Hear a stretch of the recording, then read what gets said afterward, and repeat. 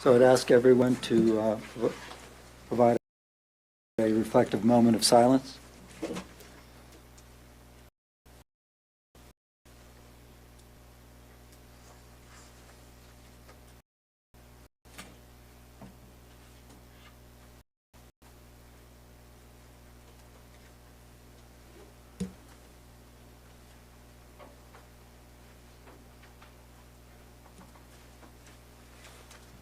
Thank you. I'd entertain a motion for approval of the agenda. I move that we approve the agenda as proposed. I'll second that. Been moved and seconded. I'll call for the vote. And it's approved, 5-0. Okay, Sergeant Chris, would you care to provide us with a report? Okay, so I have a few things real quick. Still working on revising the Muni Code for the illegal dumping. I sent a message over to Brandon, and just some quick lingo change in there, basically centered around the complaints we had at the recycle center, and looking at the code once again and just not being very specific and so on. So I made some quick changes that I thought were just appropriate to kind of be more inclusive, and then we'll also try to add that into the fine structure like we did with the parks, where it's not a mandatory court, but if we have repeated offenses and deputy discretion and stuff like that. But it does give us a little bit more backbone to enforce that type of stuff. On that same token, I went over with Kim and we looked at the camera positioning and where they had it laid out at this point, and we came up, we think, with some better options for being able to identify 100% people that are coming in, be able to see the plates on the cameras, and identify anybody that comes in and does an illegal dump. So with the original incident that we had, the cameras are of good quality, but they're just too far away. So we saw some things that I think could be better. I've dealt with these type of issues at trailheads in the county where we install game cameras, and angles and positioning and distance are pretty key. As soon as the quality might be great from distance, but as soon as you blow up something like that to read a 4-digit plate number, you've got 5 pixels to look at, and it's not telling you anything. So hopefully we can look at that and get some things done there. Next week, I believe we've scheduled a meeting with some follow-up on the Lions Den issue and the noise ordinance that we had last year. An email group went through. I think Victoria is also part of that, and Connie, our Mayor Sullivan. So we're going to meet with some interested parties, residents, Randall, with the Lions Den, and see what has taken place over the winter. We presented some ideas at our last meeting in the fall for the Lions Den management and property owners to look at for noise mitigation and such. It also brings back the whole noise ordinance policy or Muni Code. So that is still in standard. We haven't changed that yet, because I firmly believe that is still a topic for more discussion, maybe a workshop on what the town feels like they want to do with this ordinance. I've been researching a lot of other small communities and their local ordinances. A lot of them use that decibel level type reading. We've beat this horse a lot last summer. So we want to try to get on the front end of it, and hopefully there's been some mitigation and some very upfront, right away type things that will help it. So we'll see how that meeting goes, and I'll be able to report back at the next board meeting on that. So we're at the point in the sheriff's office where we do a realignment of shifts and bids and personnel and things like that. That'll all take place January 26th, where we get new crews that bid different shifts. Some people get reassigned to different areas. We also this year have a particularly high turnover rate, where we've had a couple promotions and retirements, which have culminated in a domino effect of being short-staffed, which seems like we're always short-staffed. But in the interim, part of the problem we have right now at the sheriff's office is we have a hole that needs to be filled on the backside days. And when I say backside of the week, that's every other Wednesday, Thursday, Friday, Saturday day shift. So because of the way the promotion process went and the domino effect where people got moved around, our next sergeant in line, unfortunately, has a title in our department. He's one of our forensics investigators. Trying to replace him is difficult at best. So the department got a little bit behind the 8 ball, so they're still in that process. But he's the next sergeant to be promoted, which should fill that back side of the week day shift spot. So in the interim, probably in the next, starting next week, I'll be doing a little bit of double duty. So I'll still have my Lions responsibilities, which definitely come first. But I will also backfill that day shift spot as well. So my schedule will now change once again, sort of back to what I used to do. I'll be here every other Wednesday, Thursday, Friday, and Saturday. So, and it'll be day shift. I'll be here from 6 a.m. to 6 p.m. And basically the extra duties are really nothing more than support the day shift supervisor. Every shift has 2 sergeants on duty and a commander.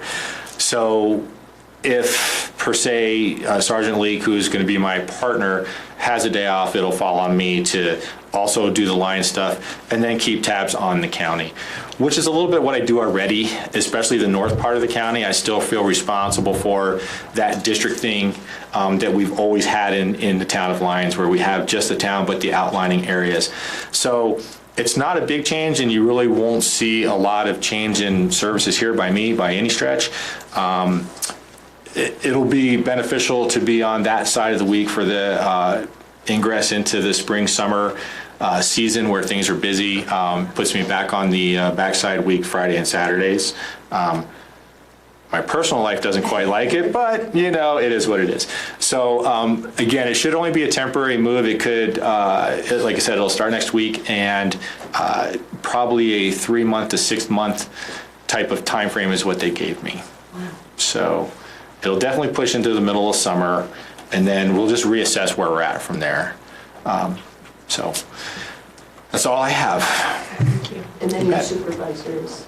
Oh, yes, sorry. So with all that change, I'm going, so Nick Goldberger, my predecessor, will now become my boss again with all this change around. So Vinny Montez, who's my commander now, has been moved over to night shift patrol, and then Nick will take on day shift patrol. So again, we'll have that backup of a common face that knows the town and was here before me. So if I'm not here, things will backlog to Nick as well. So I think that's kind of a double bonus for the town of Lyons. So I think that's it. Any questions for the sergeant? If not, thank you very much. All right. And thank you for your willingness to extend a bit. No worries. No worries. Thank you.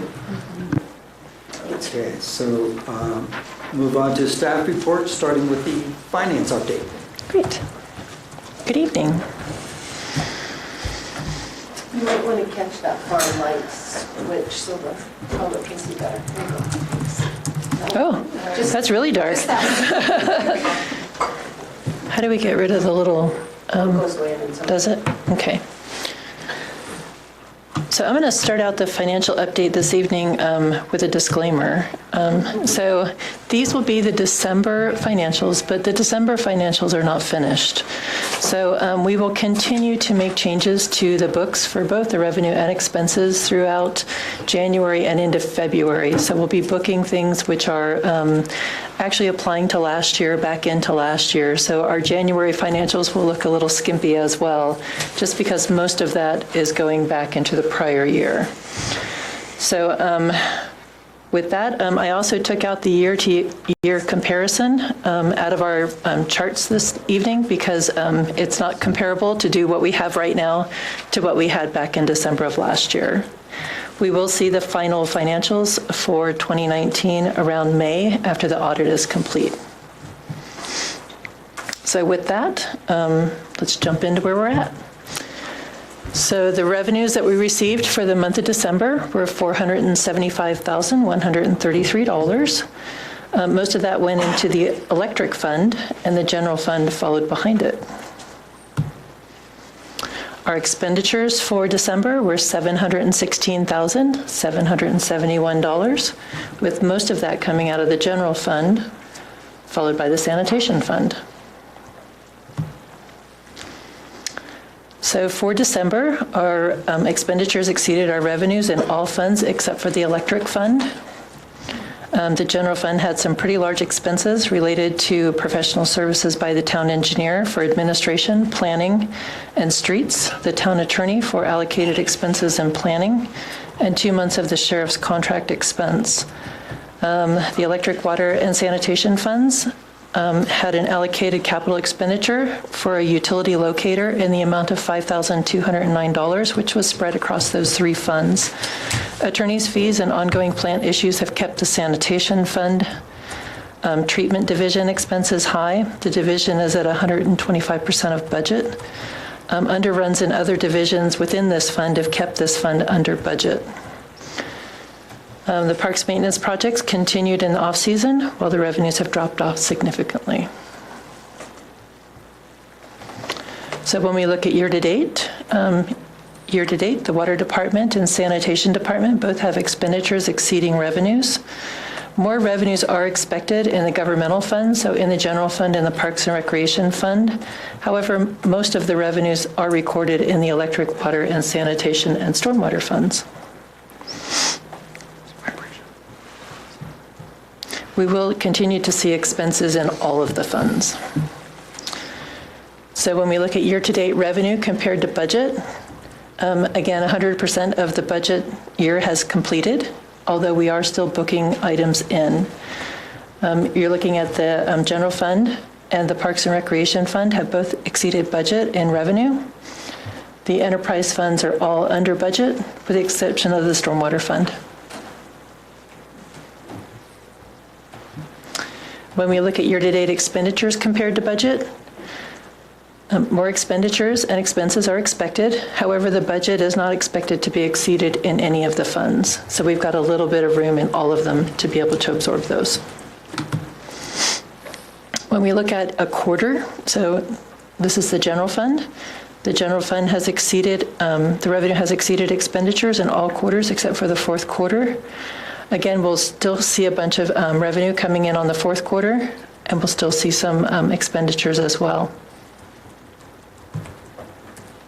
For the electric fund, the revenues for the electric fund have exceeded expenditures in all quarters except the second and fourth quarters, which are related to debt service. The December billing for MEAN is not included in the fourth quarter expenses, so an additional approximately $75,000 is going to hit the expenditures in that fourth quarter. For the water fund, the first and the third quarters have an increase in water revenues, with the summer months showing a significant increase over the prior quarter. The fourth quarter drops back down to the first quarter levels. There are debt service payments in both the first and third quarter. However, the revenues in the third quarter were high enough to be able to absorb the payment for that quarter. Additional expenses are expected for this fourth quarter as well. When we look at the sanitation fund, it shows expenses exceeding revenues in all quarters except the third quarter. The revenue trend should be similar to the water trend, as commercial and BOD rates are based on water consumption, and so you see that same curve. Lift station repairs and sewer line jetting increased expenses for the fourth quarter, along with continued elevated expenses for plant monitoring, sludge removal, and attorney's fees. Additional expenses for this fund will include line repairs at 2nd and Kelling and 5th and Broomfield, which were completed before year-end at about $38,000, which isn't in that number yet. When we look at the stormwater fund, we have revenue exceeding expenses in all quarters. We need all the funds to look kind of like this one, but that's okay. We had street sweeping, inspections, and camera services on storm drains and engineering work on storm drain projects, which has increased those expenses in the fourth quarter. When we look at the Parks and Recreation Fund, revenues are high in the fourth quarter. It's due to that $100,000 donation to the parks. Expenses are tapering off as we come to the end of the year. The next chart, I want to talk a little bit about sales tax. I've got actually 2 charts in here which relate to sales tax. This is the same chart you guys are used to seeing month after month after month. And when we look at this chart, there's some kind of weird things to it. Besides the anomaly that we have in September, and then it's kind of corrected in November, we also have January in here. When we look at our months at the bottom, that's not the month that the actual sale occurred. It's when it was reported to the state. So it's about a month delayed. When we look at the actual chart, which shows where this data comes from, this is what makes that graphic. We're seeing the collection month as being our January. When we report for financial reporting, though, we actually do it by the date or the month that the sale was actually in. So our December actually goes into 2018. So when we're looking at our chart, our January revenues are not actually 2019 revenues, they're 2018 revenues. So that kind of makes it a little wonky. That's a technical term. So when we look at the, I want to kind of do a corrected version of this. So this is the same data from the chart, but you'll notice our January is now the month of the sale instead of the month that's reported to the state. So this is all actually 2019 revenue. You'll notice we're only going through October because we're 2 months behind in when we actually receive the money. So when we look at this chart, it actually is showing that we have 2 more months left to collect sales tax. The chart that relates to that graphic now, our 2018, our total, that number actually balances to our 2018 audited financial statements. For 2019, I took out that anomaly so that we could get a better comparison from year to year. And then the 2 numbers at the bottom are just estimated. The November number is pretty solid. The December number, though, was an estimate. When we look at this, it's really kind of neat to see on the sidebar, on the right-hand side, this is a comparison from 18 to 19 in that month. So in the first part of the year, we were kind of struggling to even meet what we had from the prior year. But as we hit June, which is when the state started doing the destination sourcing for sales tax, you can see those numbers really increasing. So overall, we have a really nice increase from the beginning of the year through October of 7%. If we go all the way through the end of the year, we're looking at almost 27% in just those bottom ones, which is how I got the estimate for December. So I'd like to report the sales tax going forward in this format, if you guys are okay with that. Okay. When we look at occupancy and lodging tax, we are doing this again based on receipt month. We're actually going to have one more receipt month in January, which was from December stays, that we'll be booking back into 2019. But this is kind of the curve of what you're seeing there. The budget for this account is sitting at $23,000. So far, year to date, we've collected $13,624. So like I said, we'll have just a little bit more coming in.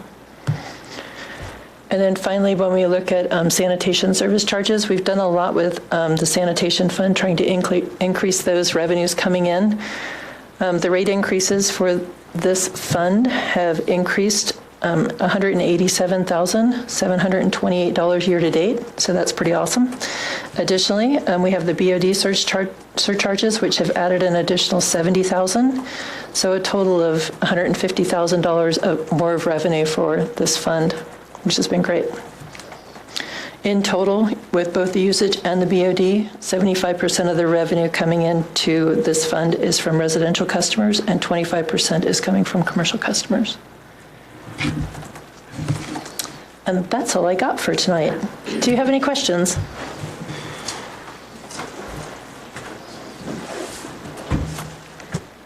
In terms of getting the actual year-end numbers, particularly on like sales and use tax,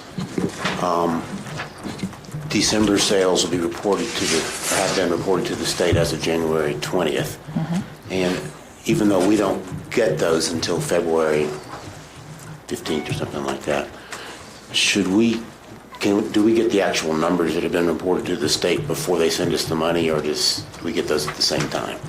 They come about the same time. We get the money from the state around the 10th. Okay. And then they send me an email link that just says your numbers are ready. It's usually around the 5th, 6th, somewhere in there. Okay.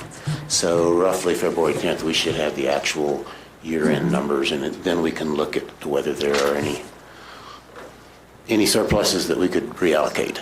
Absolutely. In fact, in looking at our budget number, it looks like we are going to be over budget with the sales tax. And when we did our budget for 2020, we did a 5% increase on the 2019 budget. So if we're going to be over on the 2019 budget, we may want to look at where our numbers are for 2020 as well to see if we can't adjust those up a little bit as well. For 2019, we'll also need year-end expenses before we can determine whether we really have a surplus that we could reallocate somewhere. Yes, but we should have those hopefully finished up by the end of January, which hopefully just a few stragglers in February. Okay, thank you. Any other questions? On the roll-ups, I'm gonna go through the different funds just real quick. On the electric fund, our electric revenues, we budgeted 2019 at about 1.8 million. 2019 currently showing 1.6 million in actual revenues, so sales, so we were off quite a bit. Now, that would be our sales, I'm assuming, correct? So that's about 125,000 short of what we estimated.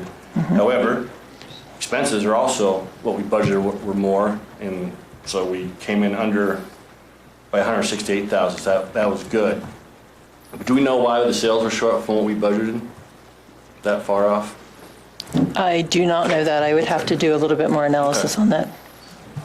Huh? Well, yeah, that's right. Don't know. I'm just It curious. could be weather. Could be weather. Yep, I know. Then we jump to, what did I say next?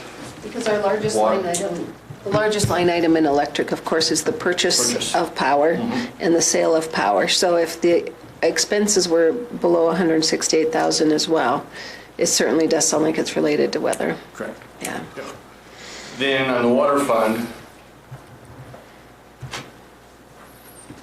we were short on revenues 72,000, expenditures were short also when we budgeted 76,000. Which is again, on expenditures, that's great that we're low at it, that definitely helped. But if our sales are, we don't know what, because we have a lot of water losses I've brought up many times before, and the UEB's been working on this for years. We're currently at, if I recall, Aaron, still about 30% unaccounted for I haven't done it recently. for the end, yeah. But the last time we did it was at 30%, and as the members on the board, the newest members dealt with water a lot, standard in the industry is about 10% loss. So there's a good possibility the general fund is paying for water. We're not billing, we're possibly not billing the right amount of water, so it's just something we continue to work on. UB continues to work on, so I'm just, so everyone's aware that that's an issue we need to And we need continue to, to work on. one of the areas we found as well is the fire department doesn't meter when they're doing all their practice and when they are not testing the hydrants, but working with us when we are testing hydrants. So we do have unaccounted for water there as well. And I agree with you, the utility board needs to keep working on it, but I think there's quite a bit of unmetered water when we flush hydrants. And that did occur several times this past summer. So we'll see if we can get a better handle on that between that and the meters being more precise. That should help as well. Yeah. And then you jump to sanitation funds, similar budget revenues, short 35,000. Expenditures, of course, we're under budget too, that's a good thing. But if we're not billing for proper amount of water, if the fire department isn't using 20% of the water we're missing, Sure. that affects sewer rates. So we're again not billing. Yep. So whether it's leaks, our meters aren't reading, something that just letting everyone know, it's just something to be careful of. Because of the roll, it looks great, which is good. Some of our losses aren't as bad as we were predicting. But still, if we're missing 30% of the water, it affects not only water bills possibly, it also affects sewer Sure. charges, because that's Yep, it is. gallons of water being used. You jump to the stormwater fund, you just explained, thank you for what's going on with that, our street sweeping. But there gets to be a point, I'm just kind of wondering, as we look at that, as we expend money out of there, and we know we have, we just had our stormwater pipes and culverts checked and cleaned and scoped. And we have, I believe we have partial collapses, there's some things that need to be fixed, but we're taking money out of that to sweep after every rain up on 2nd Avenue and 3rd Avenue, the big drains before they come across. And I know Public Works likes to do that, the road department wants to do that because it cuts down the expense on that, because it's stormwater cleaning. However, at some point it becomes chicken or egg or the chicken thing. Well, if the roads and the gutters are bad on 2nd Avenue, why are we draining the stormwater fund out of something that the roads should be taken care of? So that actually shows a concern or priority that the roads we look at, go, you know, maybe 2nd Avenue is more important than something else, because it's washing so much crap down and clogging, coming across the road and clogging up the business parking there in the corner.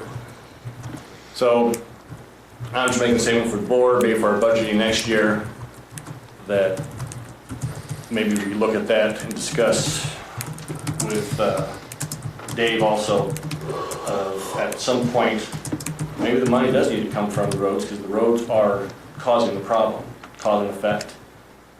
And that allows more money to be in a stormwater fund, so we can, if we have to bond off of, to depend on what our fixes are for the collapses, for fixing High Street, because the CD, the collaborative money is going to pay for everything. I mean, there's going to be additional monies they're going to have to pay to increase that storm. The 2 culverts coming, I guess 3, one underneath Main Street, then coming down 4th, and then down 5th, it comes down this way. So just something to be aware of, and people should keep an eye on. And then the parks is next, and I just kind of took out the $100,000 one-time donation, and I backed out 45 grants, what we did for the selling home, the feed worker to come in, that we did throw in 2019 and the fall of 2018. And the actual loss, budgeted loss, actual loss, actually a little more than we budgeted, but very minimal. But just maybe one of the next time when the final numbers come in, maybe throw a sidebar in the parks, kind of separating those 2 out, because those are pretty large chunks, and just kind of see where we lay with that. Okay, Thank you. of course. Any other comments on the financial report? Do you want to hear one comment on the water and wastewater? Just from to note that the $150,000 for the eastern corridor, I was going to try to set it You need to be on the microphone, Aaron, if you would, please, as so it gets recorded. the utility just staff to point out for the water fund and the wastewater fund, right? They do both have the $150,000 in eastern corridor. So that's one of the expenses that makes the water fund drop to 82. If you didn't have the $150,000 payment for the eastern corridor land, you'd be 70,000 in the positive for the water fund. The wastewater would still be negative, but a little bit better. Just to point out that 300,000 of that negative number was for purchase of the eastern corridor. That we budgeted for in the previous years, yeah. But it's a one-time expense too, yeah.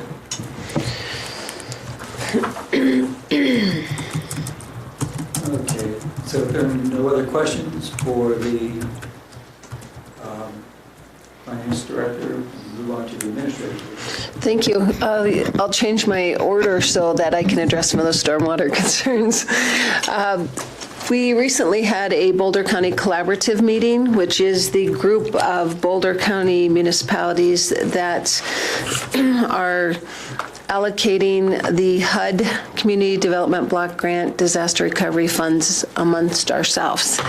And we are at the final stage of those funds being made available to communities and needing to have them spent by June 30th of this year. And so recently we had a meeting. There was basically $609,000 available to be split by the communities. The only communities that spoke up for them were Lyons, Longmont, and the left-hand St. Vrain Left-Hand Water Conservancy District. So it was decided that because of our high needs for stormwater construction projects, we do have our stormwater fund, but as we know, we're either going to have to save those funds for many, many years to be able to do a significant project. They want to help us along with that. So the town, out of the 609,000, 200,000 of that was kind of advanced to us in the last round because we had a project overrun, and that left 409 to work with. And so it was decided that Longmont would take 209,000 toward their Resilient St. Vrain project, which is the building basically of the entire St. Vrain Creek through the city of Longmont. And then Lyons has plenty of stormwater construction project needs. The key to spending this money, though, or getting the money, was the guarantee that we could spend it by the time frame. So although Second Avenue is listed as one of our top priorities for stormwater, it is simply was not able, because it's part of a larger system above it, not able to be environmentally cleared, which takes 6 months on its own, environmental clearance, design, and construction in the next 5 months. So it did have to drop off of this round of money, though it's still one of our priorities. Instead, there's 2 projects that we will be spending these funds on. One is improvements to High Street, as Trustee Caravas indicated. High Street between 4th and 5th Avenue has been a problem for the community and for those businesses for a long time. And we now have a design in place as part of your budgeting that we did with the internal Lions funds in the hopes that we would get this money. So we will probably this spring be seeing stormwater improvements, curb and gutter on High Street, which should help significantly. And we have a plan with the open lot at 446 Main, if they will allow us a stormwater easement, that we will be able to divert the water that currently flows over that lot to flow under the lot and into CDOT's Main Street drainage system. So we're pretty excited about this. If now that the funding has been approved verbally, we'll get those IGA amendments in place, and we should see that happen this spring and summer. So that's going to be a big improvement for High Street. The second area that we felt we could get done by the timeline is what's called Red Gulch. That's the stormwater runoff that comes off of Lions Valley Estates and the South St. Vrain across Bone Park and into the backyards of some of the people on Welch Drive. So this had already had some design. It was part of our stormwater plan from ICON that this was an inundation area that would affect dozens of homes, so it was also prioritized because it affects homes, not just public land. And we feel that we are going to be able to get that one done by June as well. So what this will do is, right now the water would go into that little ditch system. This would increase the capacity of that, take it down and under the 2nd Avenue into the open ditch between the recycling center and the church, and it will become water for the ponds. So we're working on that one to be taken care of by the end of June as well. So those are So does Lions get the 200,000 that's left after Longmont gets 209, or how much? They used the first 200 to pay back the collaborative from the last round where we got 200 more for Apple Valley. So they took that off the top. So we really ended up with 400,000 and Longmont ended up with 209. So that's kind of where we're at with stormwater right now. I think it's going to be really exciting to see those improvements occurring, especially when we get those 2-year events that we tend to get about twice a summer when we have those heavy rainfalls with hail and areas seem to inundate. So we should see some improvements there. At the same end, some other stormwater improvement that will occur is through a paving project that really excited about this. The CDBG DR funds as well are allowing us to do a significant paving project south of Main Street on roads that were secondarily impacted by the flood. So not the roads that were taken out by floodwaters, but the roads and streets that were so heavily damaged from all the traffic and heavy equipment on them. So we recently had a neighborhood meeting to talk with pretty much homeowners between 2nd and 4th, and then Railroad to Park. Most of those streets are going to all be either fully an overmill, or they will have a full reconstruction, and that's going to be occurring this spring between April and June. So we are getting ready to go out for a bid on that. Unfortunately, we had door knockers to all the residents in that area that are impacted. We only had Trustee Caravas at the meeting and the library. So we tried to reach out to people to let them know this is going to be a significant impact. Some of those streets are going to be getting curb and gutter, which will change people's habits tremendously. It will also slow down traffic in those neighborhoods when we have on-street parking instead of behind what would be the curb, because we'll have an expectation people park on the street once this is done. And then there are 2 little other sections on 4th Avenue between Main and Broadway is going to be a complete reconstruction, which is really exciting. That's a bad street. And over between, just east of Bank of the West on 3rd, between Main and Broadway. We'll also be getting an overmill. Those are the only 2 areas north of Main. Everything else will be south. So we will continue to do e-blast as this gets closer, and you'll be getting a contract, soon to come in front of you. It's going out for bid this week. It should be out for bid for 3 weeks. So I was just kind of wondering Yes. about that last part. Yes. Since that section, what is that, south of Railroad on 4th,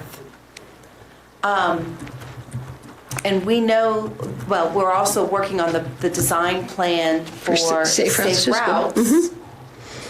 Does some of that work help save us money?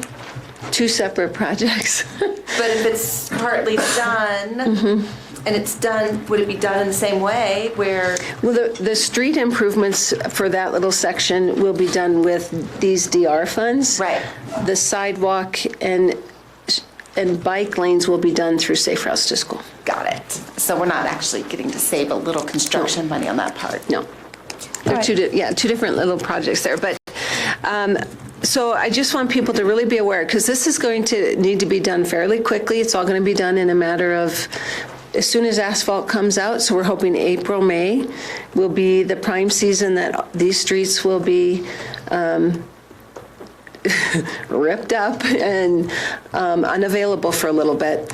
But it should all be done prior to the really high season following Memorial Day. So pretty exciting. This is over $1 million of CDBG DR funding going to street pavement on the south side. And it also, I forgot to, it also includes all of 2nd Avenue down to McConnell, which, believe it or not, was one of our lowest rated pavement of streets. It got a 22 out of 100 points. And it's very wide, it's very costly. And then the section of McConnell between 2nd and where the bridge, McConnell Bridge ended, will also get redone. So it's a significant project. You had a question, paving? Yeah, are you done with your? No, that was just those 2 items. Oh, okay. I'll wait till the end, please. Okay. I wanted to give an update on the Eastern Corridor development as well. We continue to have our weekly meetings with Paul Tamburello and the Think Generator team. We are They are actually very excited and wanted me to reassure the board that although this closing has been pushed back a couple of times, it is now formally scheduled for Thursday, February 13th at 8 o'clock in the morning to close in Boulder. He is also scheduled to meet with numerous businesses in town this Thursday who might have an interest of additional space on the Eastern Corridor, or who other folks that we know that have been looking for space and unable to find it. So he's going to start really hitting the ground on this. His goal is to get out there as soon as it's closed and start the demolition of the building on the north side first, get it cleared and graded, and get people excited about potential pads available here in Lyons since we've had such a shortage of that. So that's planning to move forward on the 13th. And then Summit Housing, you want to add to that one? Sure. Here? Okay. Yeah, go ahead. And I want to give everyone a little bit of an update on the process for the Eastern Corridor. One of the things that has been an issue, frankly, throughout this process is the fact there's two different properties involved. There's the railroad property, which is a skinny slip of land that kind of sits next to the right-of-way. And then, of course, the property where the Public Works building sits, and then the other property to the south.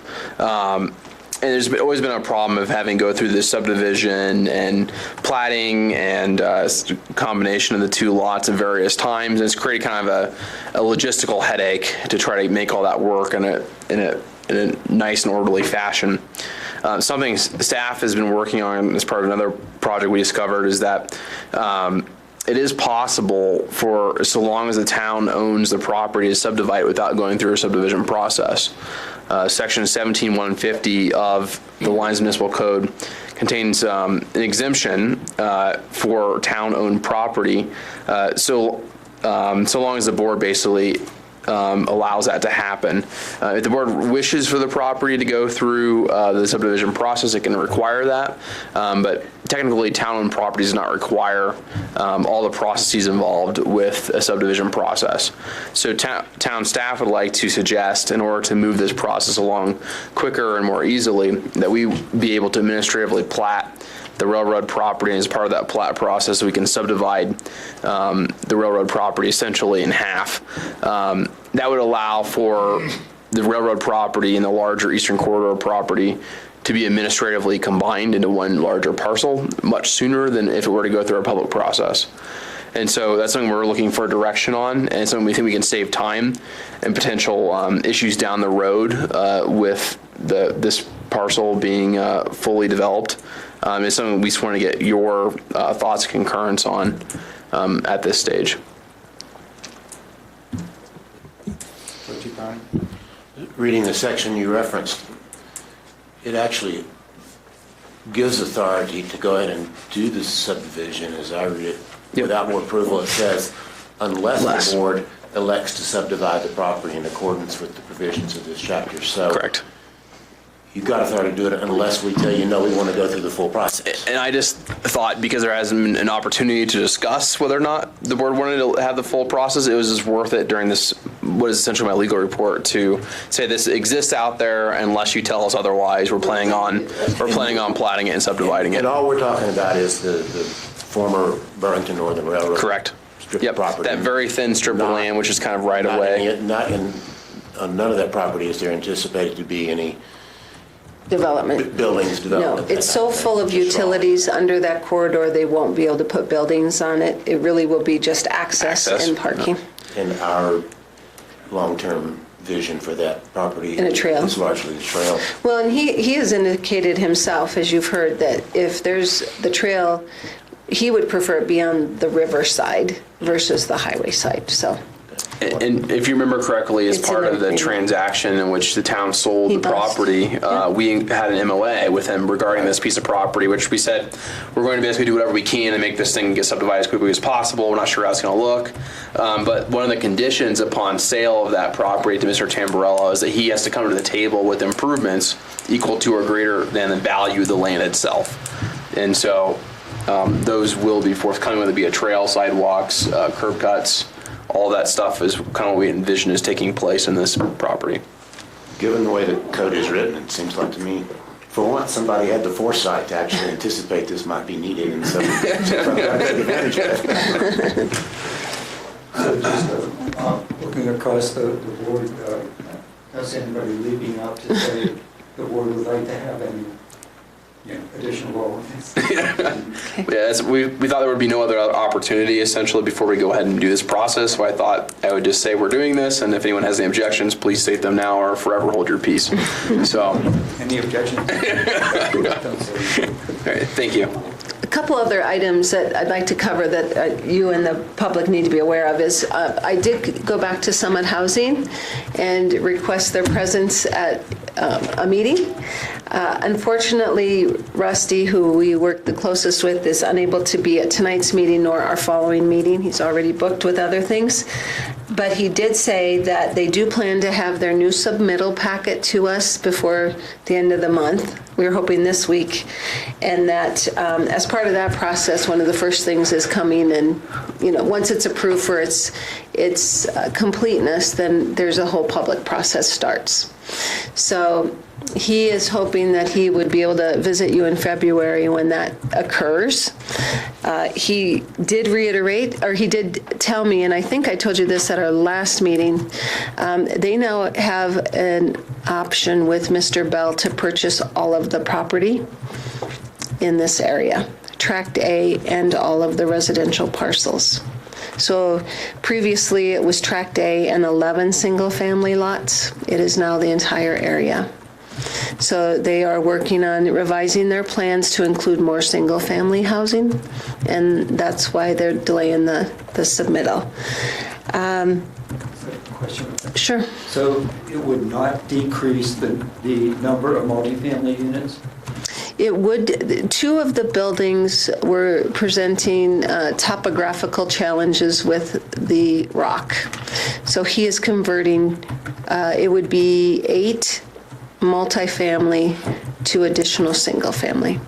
That's what was verbally said. I haven't seen the drawings yet. Maybe he was able to put a building down on the lower side. I don't know yet, but I think the important thing is are working on an arrangement that he will own the entire area.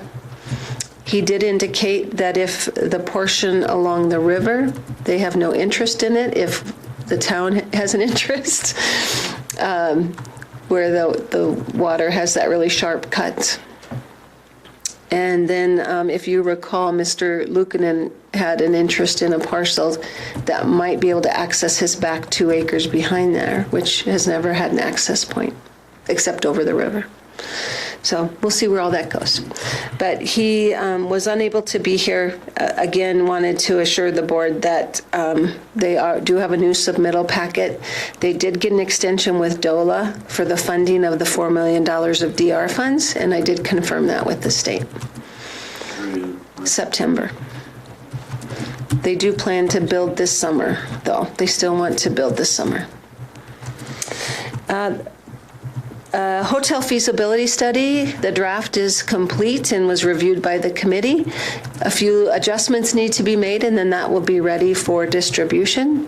The results I found were very interesting and very thorough, and I think people will be excited to see what they came up with as how what our need for hotels rooms are in Lyons when we have so many of them around us. So it's a good report. Hopefully we'll see that in the next couple of weeks.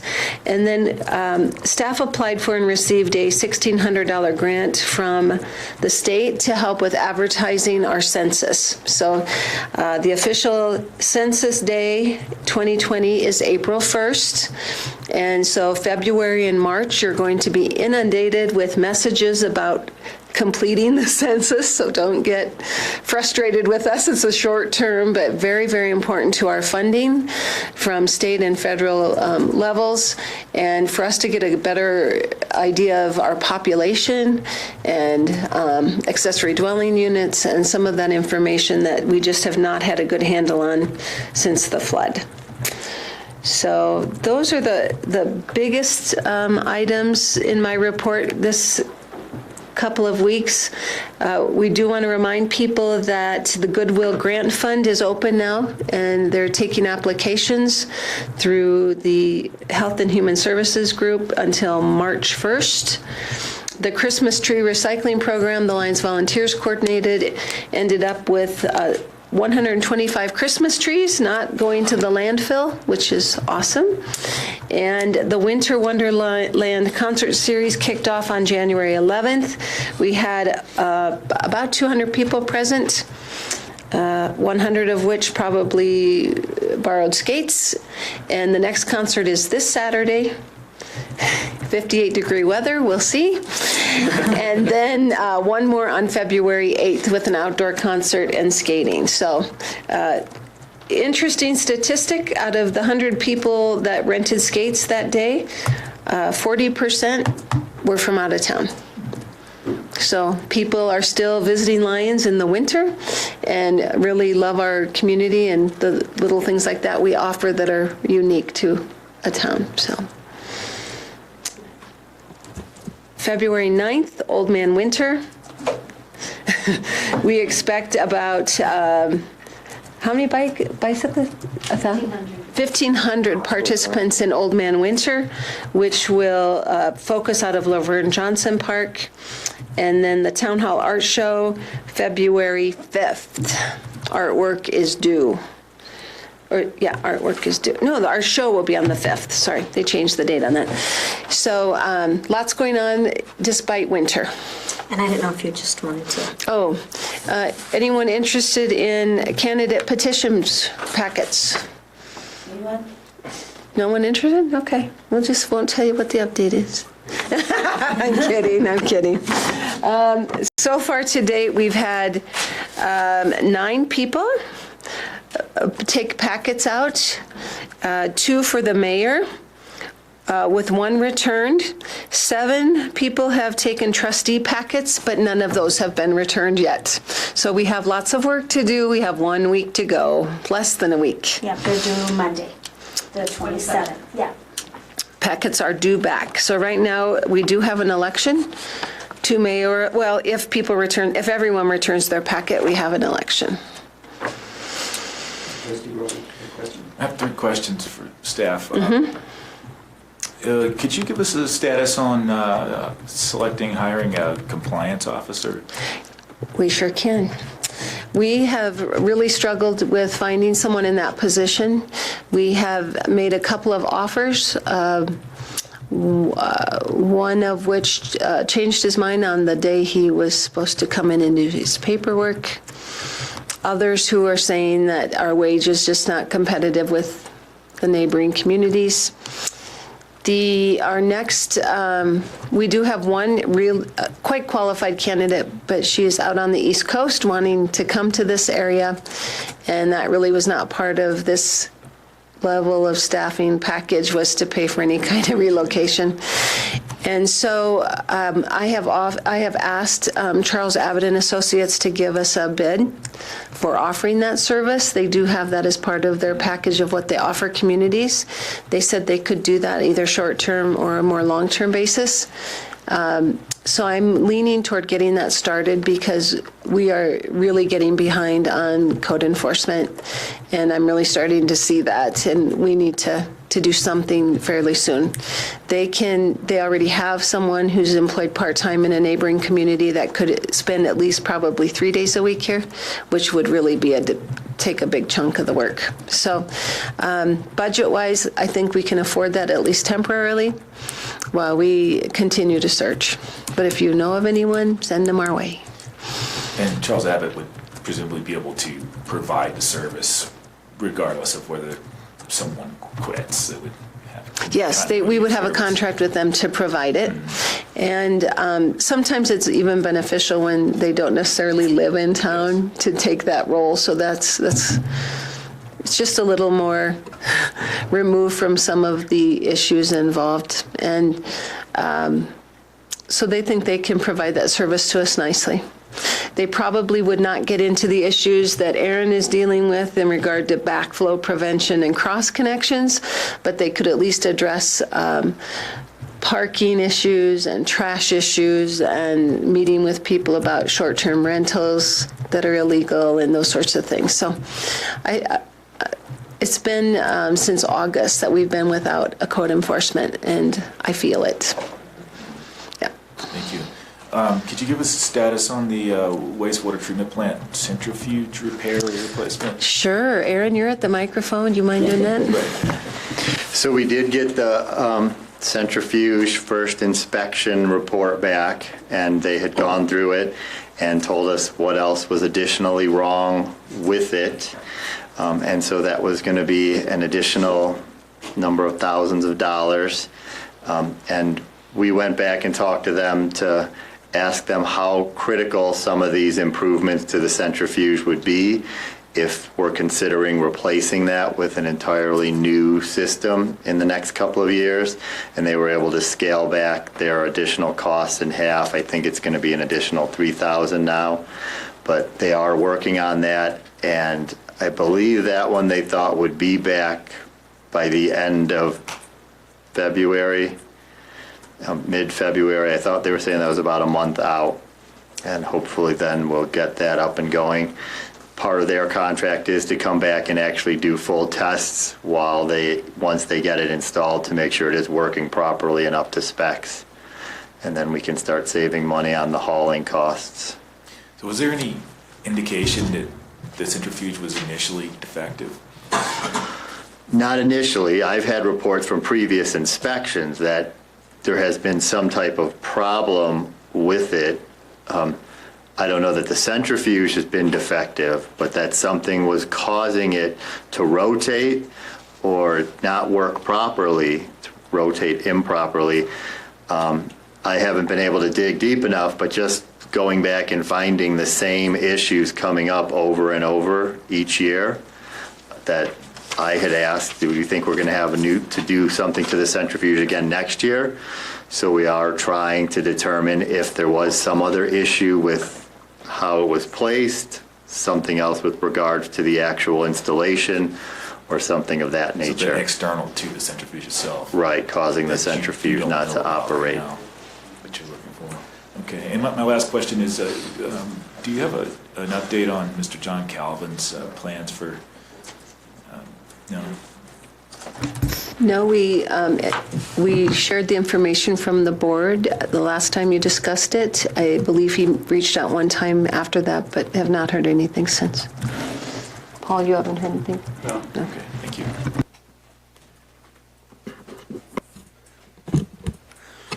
One more question. Since you mentioned elections, at one point we talked about having a vote to change the publication notice requirements and save some money and just publishing the title I only. think, or something Yep. like that. Is that going to be on the ballot? Yes. If we approved that already? Yes, we did. Okay. All right. Everyone has forgotten about that one. Or we can have a memory test yeah. for Board of Trustees. It's funny you mention that, because I've had several people ask me, did we do that or not? And we did, in fact. So we have 4 ballot questions, presuming the votes go the way they will tonight. 1 being publishing by title, ordinances by title. 1 publishing bills online instead of in the paper. And 3, the citizen petition concerning the residential trash service. And then 4, the board's competing ballot question concerning residential trash service. So, Okay. Thank you.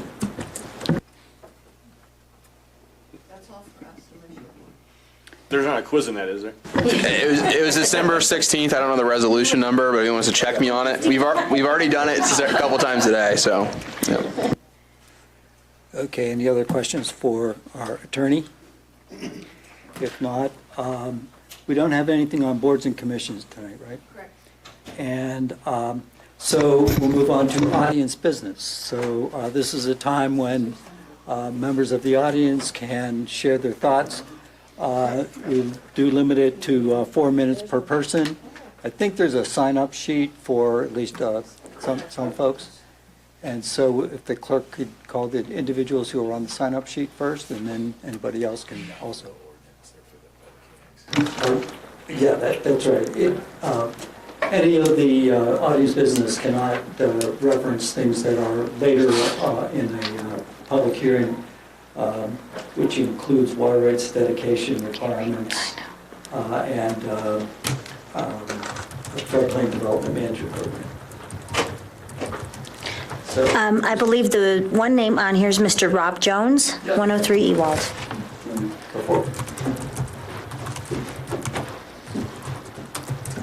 Hi. If you can state your name and address. We on here? Can you turn on there? Hi, I'm Robert Jones, Lions Communications, 103 Ewald. Barry, why don't you do the same? I'm Barry Kisselman, USA Communications.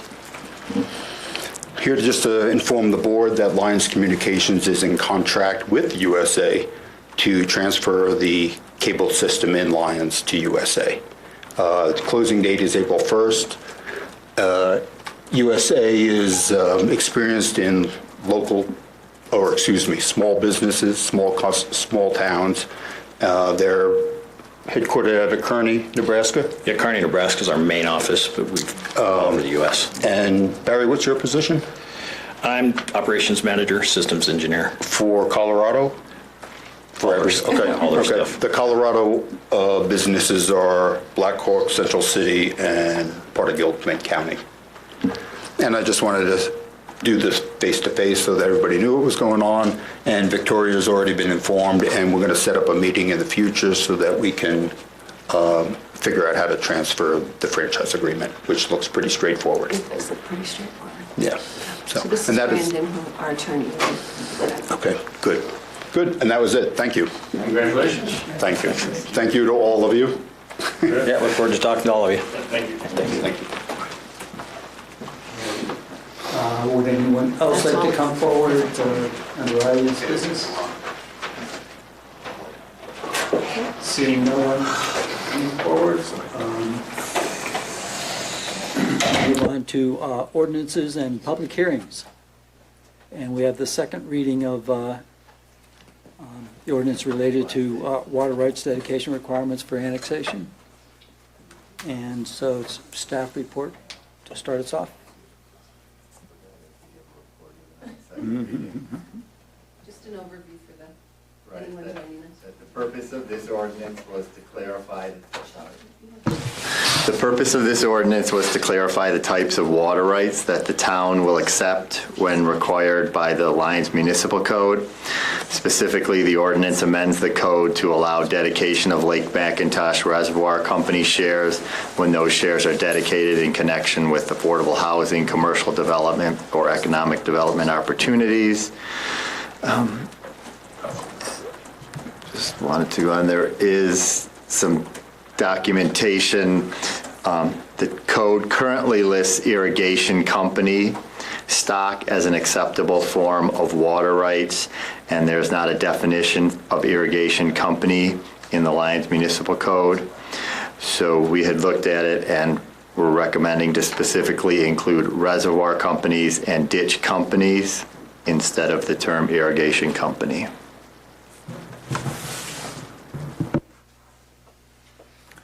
Okay, I'm trying to remember in terms of process, do we go from staff report to public hearing or?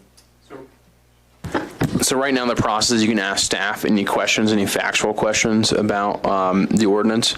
Once that is done, then you open the public hearing, have any public comment that would like to happen on the ordinance. Well, then we'll close the public hearing officially and then proceed to a motion and discussion. Thank you.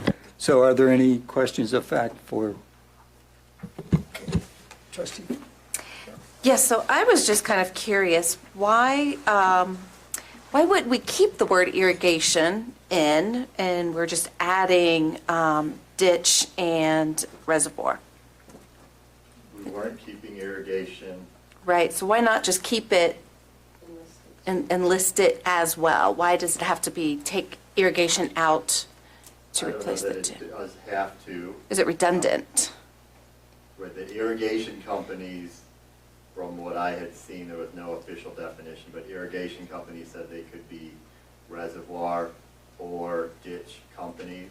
Okay. So it would have some redundancy. Okay. That's all. Other questions of fact? If not, then I'll open. I do. I'm sorry. I was slow, sorry. Ed. Trustee Curtis? On the fiscal impacts part, we talked about something that Trustee Brown has talked about several times as we've gone through this.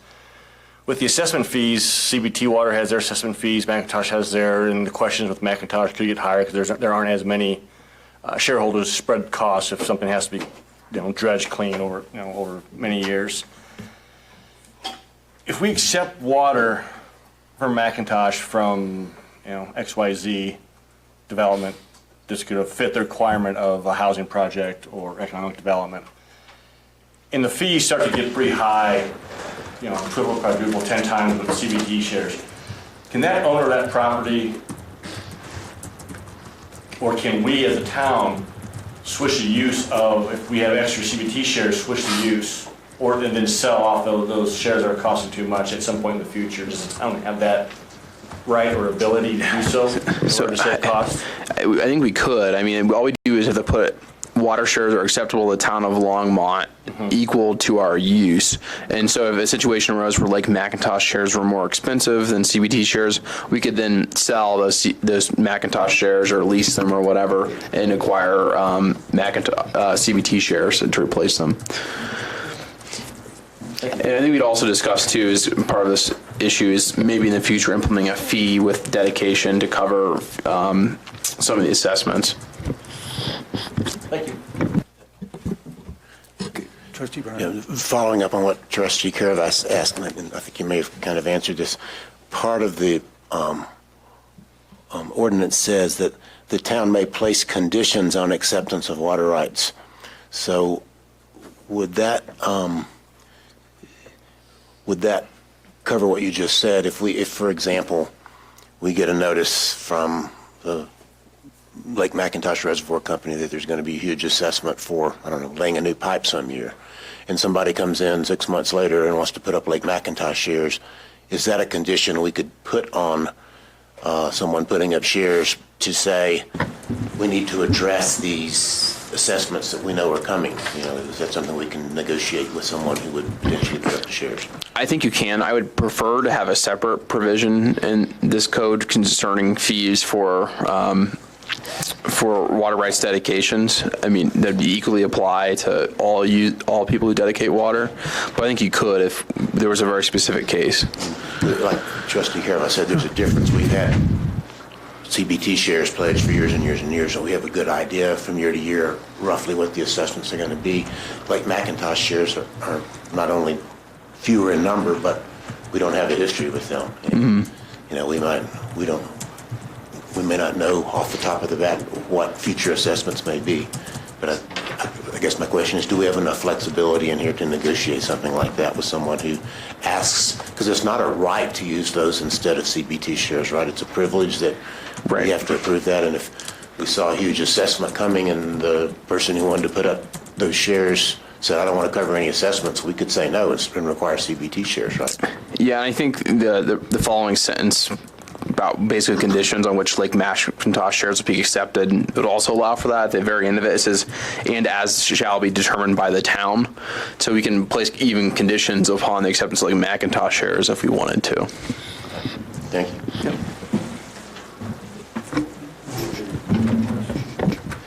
Just to clarify, it seems you were indicating that you'd like for us to address a separate part of the provision later, dealing with how we could mitigate a situation in the future, as my colleagues have discussed. Is that something that it's not in the right context to direct you right now, but we should perhaps ask you to make a proposal for?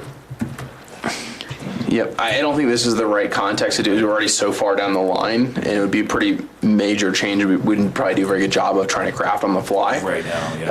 However, I think it would be something worth, future UEB discussion or something about a program to recover some assessments related to reservoirs. Whether it be a fee at the beginning of dedication or something along those, and it's probably the cleanest way to do it. But I'm not equipped here tonight to recommend how to best accomplish that. And so we could request during a trustee report time, and we should do that, I believe, to get it started, and especially if it needs to go through advisory boards. Yeah. I think it's responsible for us to do that. Yeah. Leave it half done.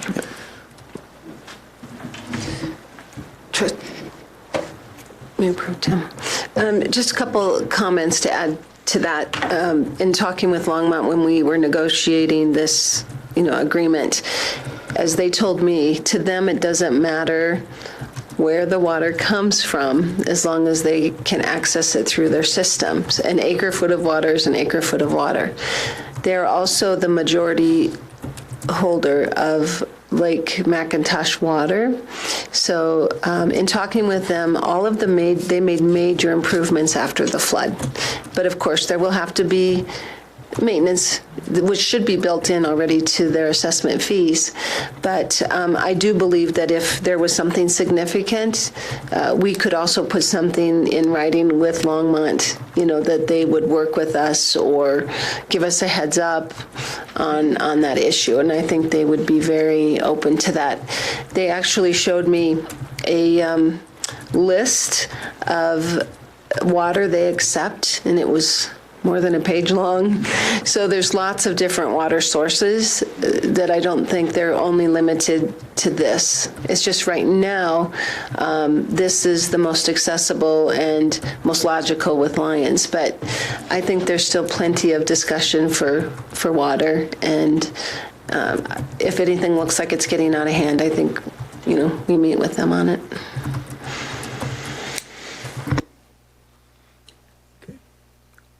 Those are all the questions, then we could proceed to the public hearing. So I will open the public hearing on ordinance 1072, an ordinance of the Town of Lyons, Colorado, amending section 171410, water rights dedication requirements for annexation, particularly McIntosh water. Do we have anyone signed up? Come forward, please.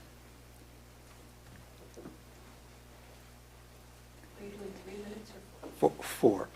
We can do 4 minutes, and while we recognize the esteemed former mayor, please state your name and address for the record again. Thank you, Mayor Pro Tem. Nicholas Angelo, 4089 Ute, Iowa.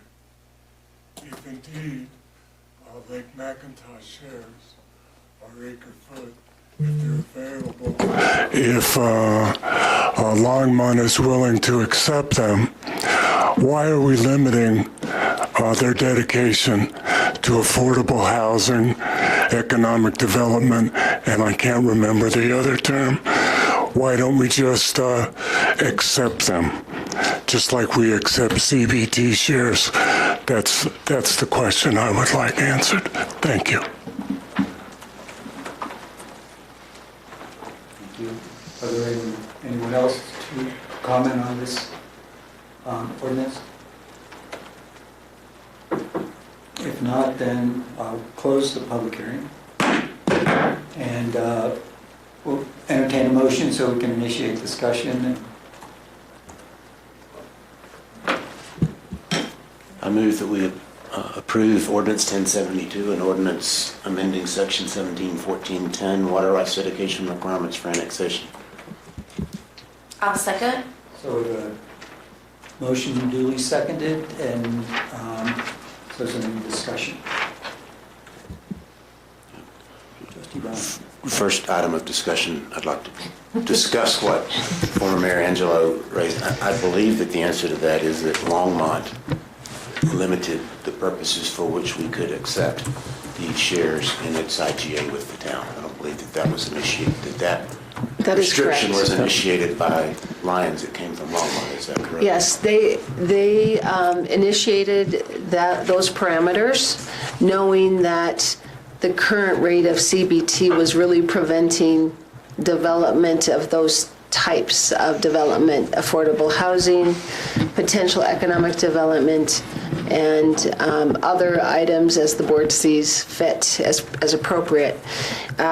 They initiated that and felt strongly because of the price differential between CBT and Lake McIntosh, and knowing that it is limited. Lake McIntosh is quite limited as well, that we would offer that at that lower rate to those types of development that would promote growth in those areas.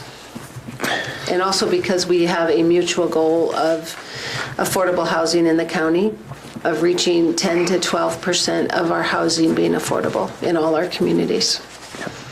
And that's why the ordinance refers back to the IGA for defining those terms, because that's what's required by the IGA. So, Thank you.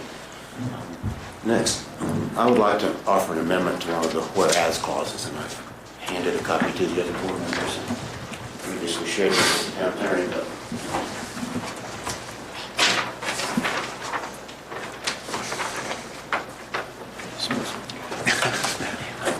Okay, so I can read this for the benefit of the... Yeah, I was going to do that.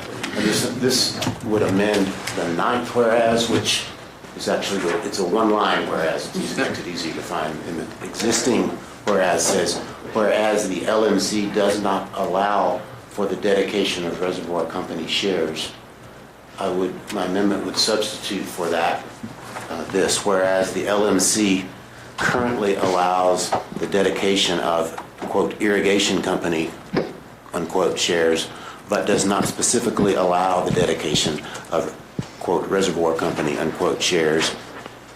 And clarification is desirable as to whether reservoir shares, in quotes, may be dedicated. That's I would move to amend with that substituted whereas. I'll second that.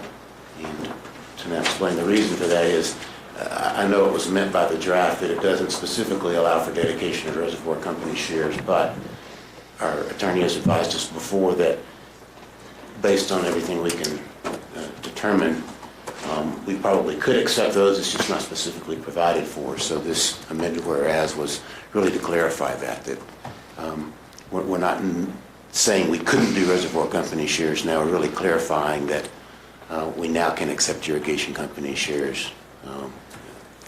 And it's not limited to reservoir company shares. Okay, so the amendment has been moved and seconded. Is there any additional discussion? Hearing none, I'll call for the vote. And it passes. Is that the amendment? yeah, it's been, No, we have to go. that's the amendment, yeah. Okay, now we have to go. Correct. Okay, so is there additional discussion on the original motion?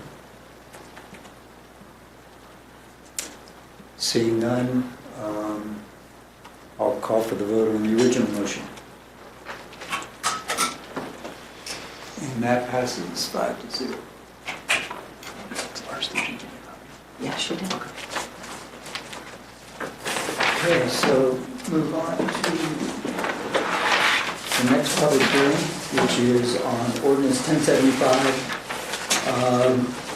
amending certain sections of Chapter 18, Article 13 of the Lawrence Municipal Code, implementing a floodplain development management program.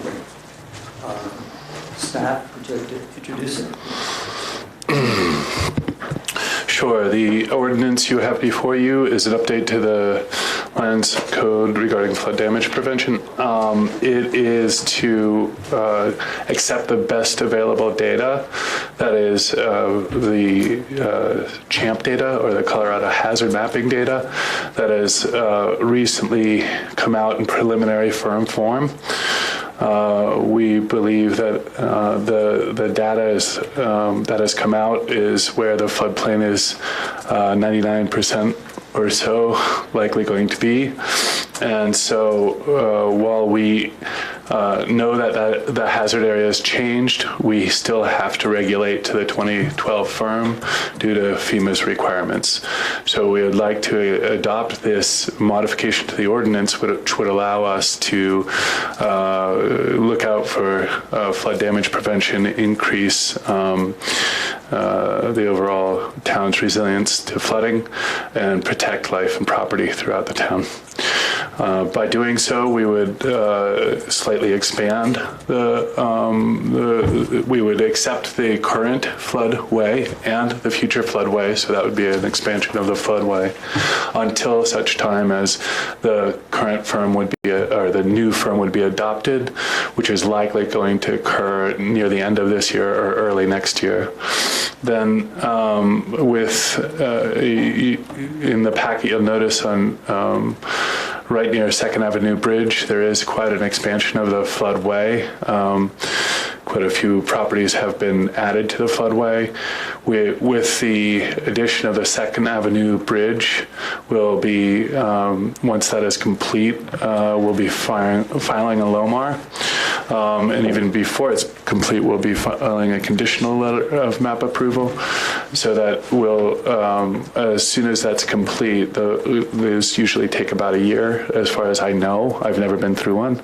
So then once the I guess it'll be the 2020 or 2021 firm is adopted, it'll shrink the floodplain. And then once we do that conditional letter of map revision, thank you, that'll shrink it again. So we're slightly expanding it because we know the risk has changed, and we still have to regulate by the 2012 risk per FEMA's requirements. So we're recommending approval of this for the sheer matter of town resilience and flood prevention. So are there questions of fact and clarification for staff? Trustee Kervis? Could you also clarify what this, if it doesn't pass, it makes us ineligible for future, how the future requirements or federal disaster money is available to repair that we had in our workshop last week, and by passing it also makes us eligible for the 80 million that FEMA has available to mitigate, and that includes rain inundation areas. Could you kind of go through that a little bit deeper so people know and understand? I'm unclear as to what exactly that is. I think what you're referring to is if the town doesn't participate in the National Flood Insurance Program, we face the potential that in the next disaster, we won't be eligible for funding. So the town has to show that we are following the best available data, most restrictive as we are issuing permits and determining strategies for damage prevention. This particular ordinance is a local ordinance, so they're associated, but it's not included in this. That really is part of being part of the National Flood Insurance Program. I guess I would reiterate that Thursday night we have a large public meeting on the 23rd to go through the new regulations that FEMA and the state and the county are encouraging all communities to adopt, and this is part of that. Okay. Are there other questions of clarification? Obviously, we're going to open this up to the public, but have you had anyone in the public come and talk to you specifically? We don't have a lot of people here this evening, so I'm curious, what kind of feedback did you get? And since we're doing the kind of a public forum on Thursday, would it be wise to have that before we adopt this, just to get that input, or, you know? This is actually something that most of the communities adopted immediately after 2013. We were about the only one in Boulder County who didn't. We just simply weren't ready for it as we were recovering in those early years. So, like I said, they're associated, the meeting on Thursday, but not specifically with our current ordinance. What I think you're saying is we have not heard from anyone to say you shouldn't adopt these now. I think most of the people that are directly affected are aware they're going into a much wider flood zone. What we're encouraging them to do is to buy your flood insurance now while you're in the 100-year zone, and then you'll be grandfathered in when it goes into the floodway. So this is really not a matter of if it's going to happen. This is when. And so I think most people are now realizing the impact this may have. After Thursday, I would guess we'll have more questions. This doesn't go into effect for 30 days after publication, so there's still time if so. I think most people impacted by it, other than maybe some on Park Street, have already made, their improvements, those in the confluence area before the two creeks. We do have a few people that have been in and said, can we get our permit now? And they have. And we make them fully aware that if you do this, when this new map is adopted, you will flood still. We're just being really upfront with them. So I haven't had anyone say to me, hold off on adopting this. No, neither have I. The reason we're doing this is public safety. So it's most people say thank you because it will make them safer in the long run. But we understand your concerns. I think the majority of people who are going to make improvements have done so. And there may be a few that haven't. They'll have a small window of time if they want to do that in the next 30 days to file a permit, a floodplain permit. I think there have been one or two people that have said that we're not going to go in, we're not going to pay for insurance, we'd just rather replace our whole house if this happens. But other than that... Despite it affecting the neighbor, their house. Yep. Yeah. We try to make them fully aware of the situation. Okay. Yeah. Okay. Are there other questions of clarification for staff? If not, then I'll proceed to open the public hearing. So the public hearing is open. We'll invite folks forward who would like to comment on this Probably our ordinance. first. And state your name and address for the record. Benita Yoder, 401 2nd Avenue, Lyons. Frankly, I haven't read this whole ordinance, but just listening to the conversation, I wanted to mention, I just kind of perchance found out in December when I ran into Victoria one evening that I may have to get a new flood development permit. We're still trying to sort that out. I guess there's some things about the time and when work started and that expired. And I had tried to get a copy of my flood development permit back when Joe Kabbalah had done the work on it, but I didn't stay on him, and I made an open records request and got paperwork last month. But I actually didn't realize there was a certain number of months you had to commence, but I'm probably the only person who got kind of caught unawares in that, and I just have concern that if major changes take place where houses such as mine become a different designation, go from floodplain to floodway, for example, and I am in an area to be changed, that everyone who's affected by that somehow be notified. I mean, not just with the open meeting, they got the online paper now, but because I'm just thinking, even people across the street from me, I think they're included in that, even if the ones who weren't affected by the flood, from just a glance at it. Now, I'm not 100%, but if somebody's thinking about doing some kind of a permit, like upgrading a furnace to high efficiency or changing a hot water heater out to a tankless or something like that, if this affects all of them, I think there's a lot of public awareness and education that still needs to be done, because I could see a situation where if somebody isn't aware and, they might do something underground later, and I just wanted to mention that. I don't know what all's in place for that, but I just kind of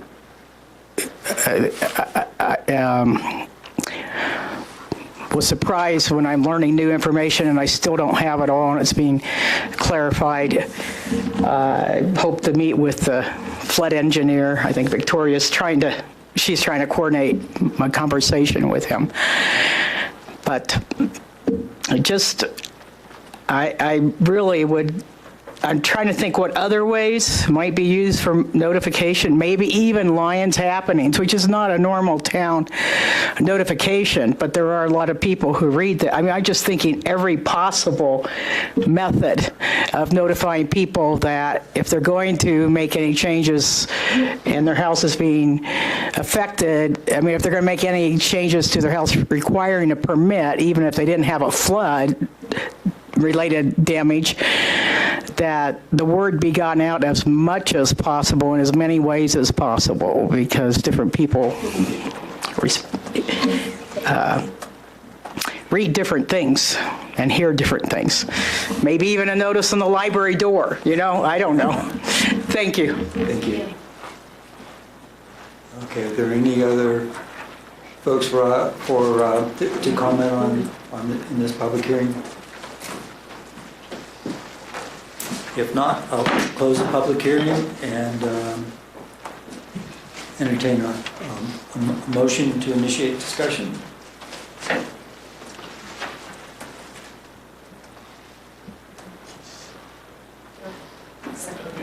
Sure.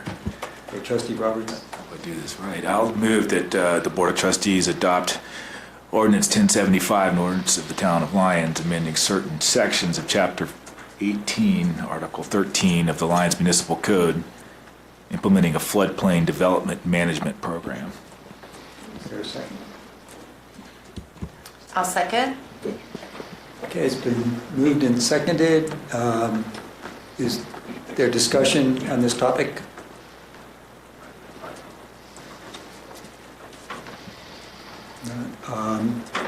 Just wondering if there are any additional comments that the staff would like to make?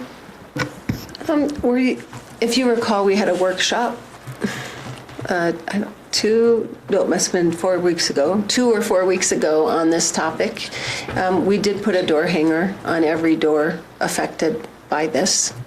I believe we had maybe 4 or 5 people in the audience that night that attended, and since then we have met one-on-one with the folks that had an interest and went through their particular case. We certainly can do door hangers again for the meeting Thursday, although that's Boulder County's meeting. Again, it's not about this, it's about the whole new program and the new maps, but it would educate people, and we're happy to do whatever public outreach, in addition, the board wants to do. Could I approach you? February. Oh, and then we'll be having a February meeting. We're looking at February 3rd?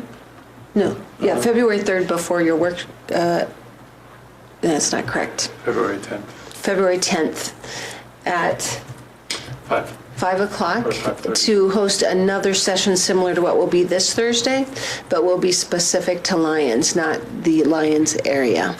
So we'll be having a couple of these again. And I guess just to reiterate, we already tell people when we sit down, these are the 2 maps we're trying to use, and we're supposed to tell you the most restrictive. And we encourage you to do that because in a matter of months, that's what it's going to be. And it will affect your resale value. It will affect all sorts of things. Most people choose to put it to the little higher elevation. It's usually about a foot difference is what we're seeing in most places between the 100-year and a floodway. Of course, the other big change with the floodway is you can't increase your footprint. You can build up, but you can't build out. So, it is education, and we're happy to do whatever else you would like us to do in the meantime. I'm sorry, the public hearing is closed. That doesn't limit any suggestions being submitted to the town in writing or email or however. I didn't get a door hanger, and my house is affected, and Laverne sent Jerry to look for it. I'm sorry, the public hearing is closed.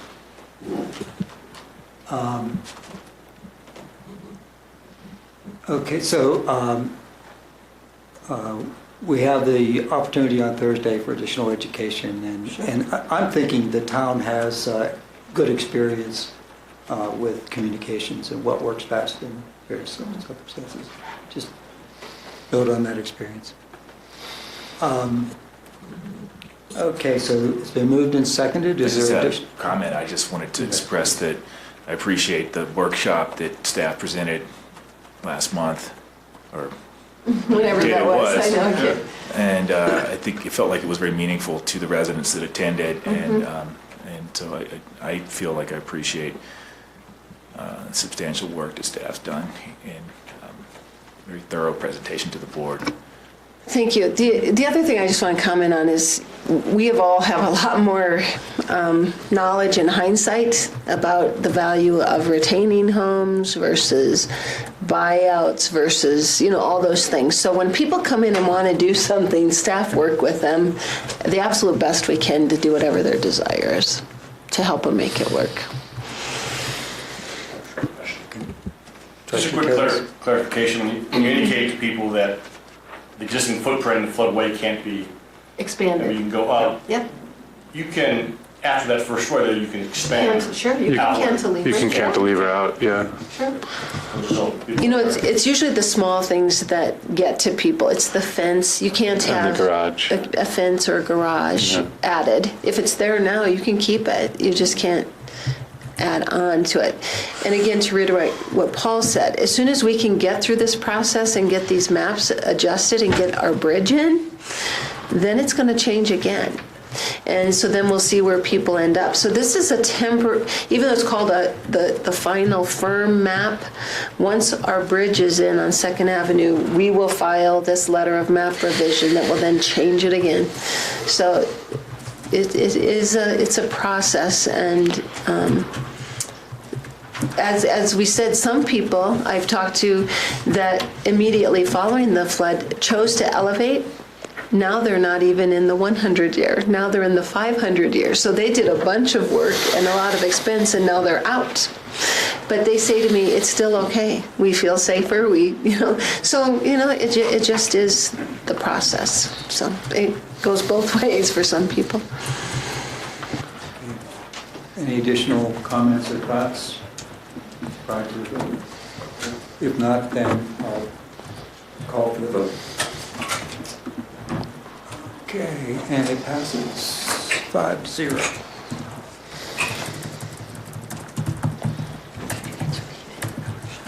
So it is now time for the consent agenda. The first question related to the consent agenda is which items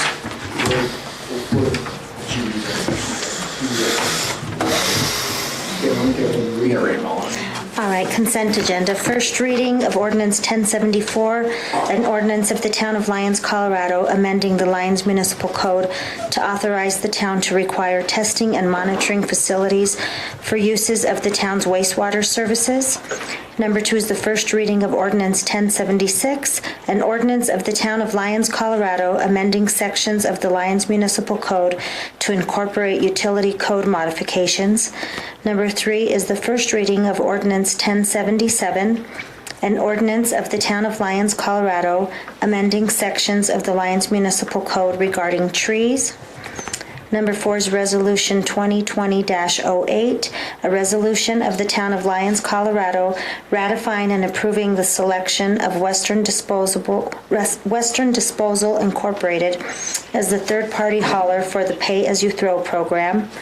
Number 5 is Resolution 2020-09, a resolution of the Town of Lyons, Colorado, referring a ballot question concerning whether the Town of Lyons should adopt a referred ordinance entitled, An Ordinance of the Town of Lyons, Colorado, requiring a town vote for approval of a single hauler company for residential trash to town voters at the April 7th, 2020 election.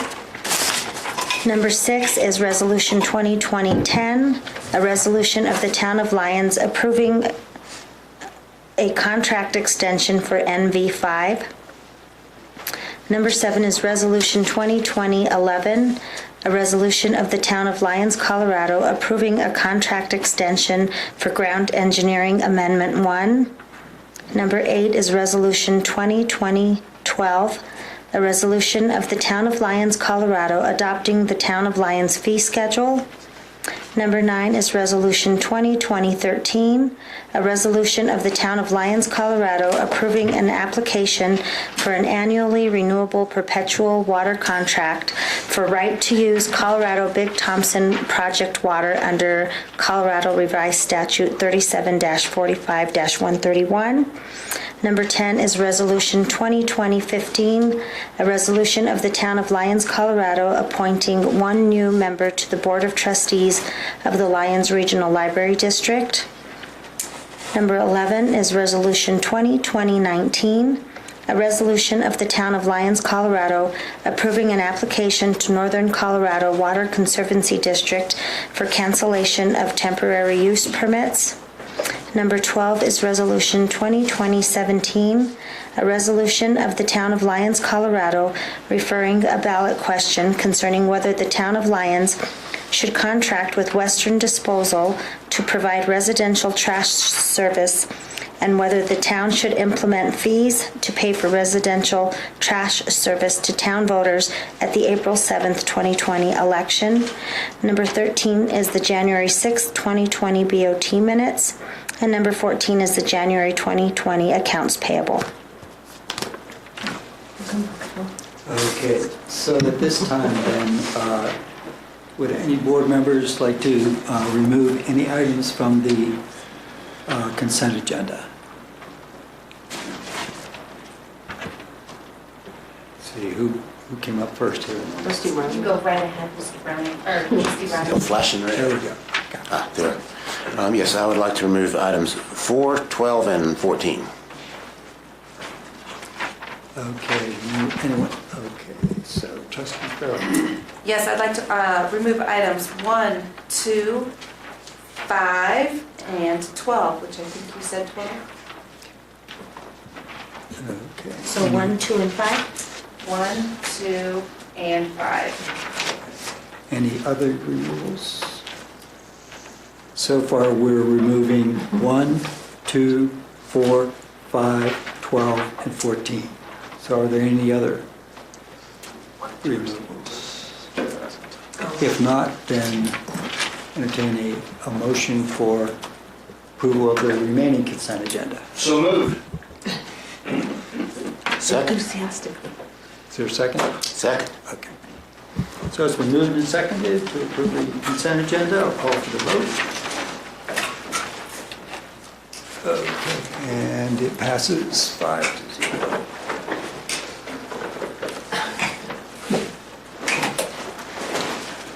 So we're moving on to general business.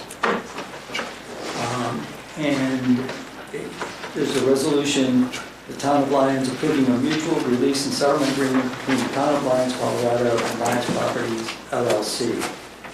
Staff adjusted. Someone else gets for us.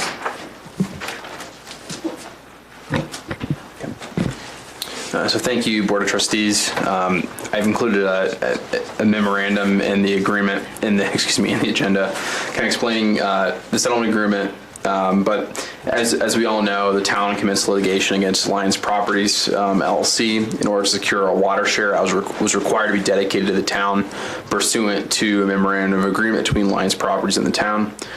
The town and Lyons Properties have come to a mutual agreement on the payment in lieu of that water share, which is memorialized in a settlement agreement, along with some other provisions about allowing for the opportunity to ask for amendment to the MOA if so wanted.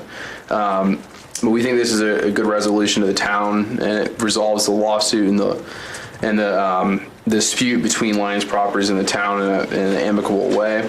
We would recommend approval. Okay, so as I understand it, then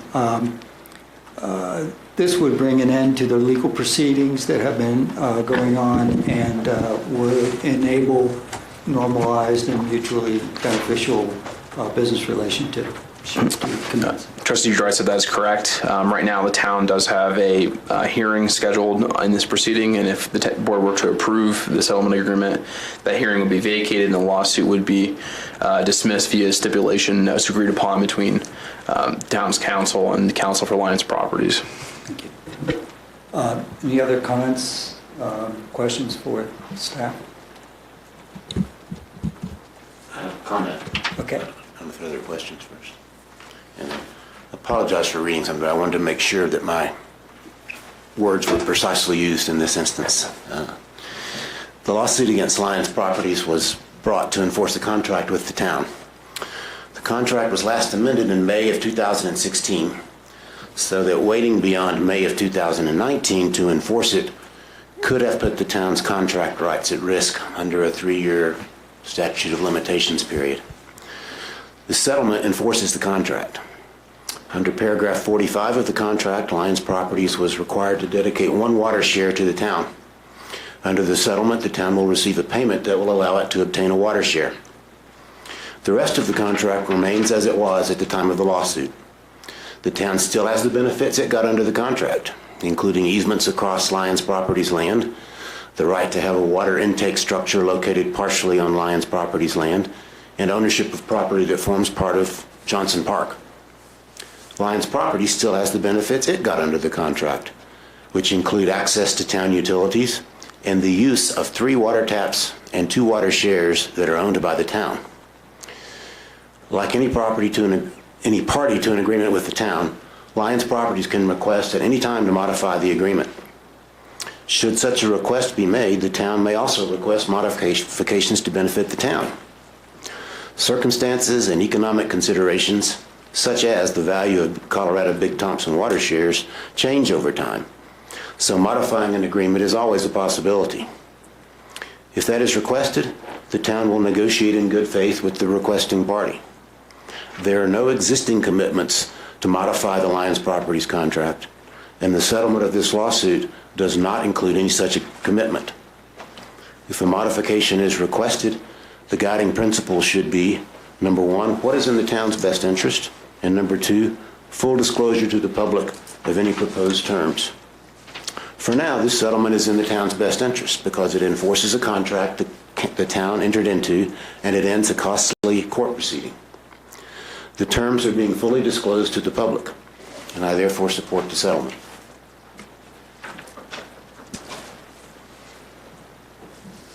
Any other comments? If not, I'll call for the vote. I'm sorry, we need a motion and a second. I move to approve Resolution 2020-16, a resolution of the Town of Lyons, Colorado, approving a mutual release and settlement agreement between the Town of Lyons, Colorado and Lyons Properties, LLC. Okay.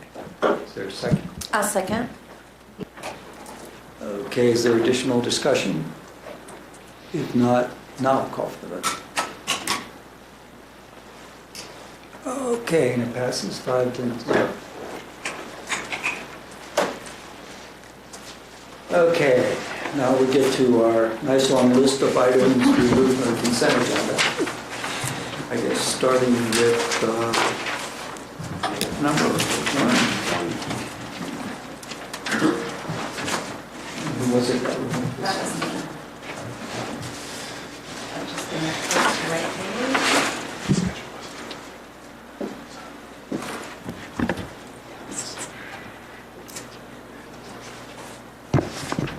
Okay, so based on the discussions that we had during our workshop, I feel that we should not accept this on first reading, and that we go ahead and request from staff what came to light, that we haven't gotten quite all of the detailed and correct information and concerns that what was included in the packet on page 130, section 13-4-70, although now I see 13-4-80, that this doesn't necessarily reflect all of the information that we went through back in December of 2018, and then I think maybe made the change in January. I'm not positive on the date.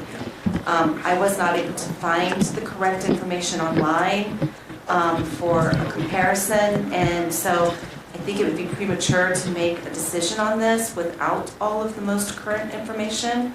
So I request that we move ordinance 1074 first reading to the next available agenda item to pass at that point. So that's a motion. So that's my motion.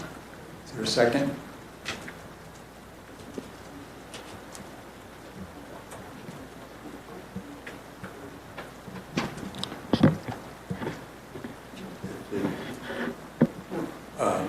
Is there a second?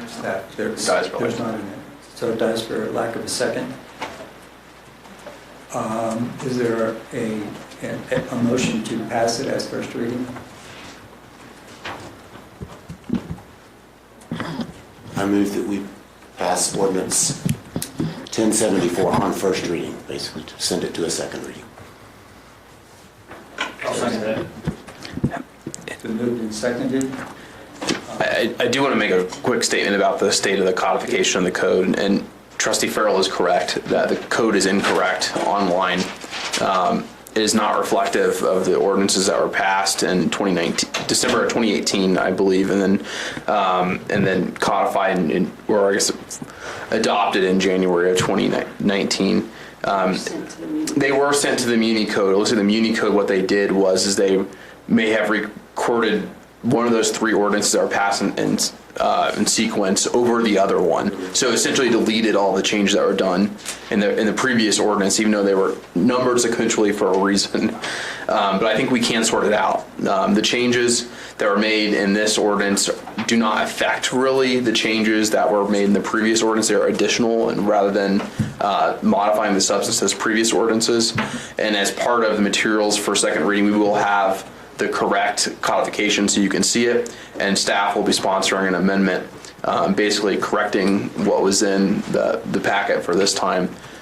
So we will try to sort this out, and with Muni Code as well. Dolores and I have already talked and identified some of the issues that have shown up in the codification. So staff is on the case, just want to let everyone know, and we should have, if this does move on a second reading, we'll be ready to show exactly what the code says, so everybody knows. So to summarize, what I hear you saying is there's not a legal barrier to moving it on to second reading. No, there's no legal barrier moving on to second reading. I do think that there's value in having before us, you can go back and look at what ordinance 1045, I believe it was, and 1042 said. Those are still available to the Board of Trustees to show you what the code actually says, but there is a benefit to have the codification available to everyone to clearly see what it says, and we can have that available, but there's no legal barrier for moving this on to second reading. There's may be some adjustments made in how the ordinance actually reads in order to reflect what the code actually says this day. So I think we can thank Trustee Farrell for pointing out the issues with the municipal code, and then I'll ask for a vote on that we move and seconded to move this. And it passes 4-1. Okay, so the next item removed is item number 2. So, You remove that one also.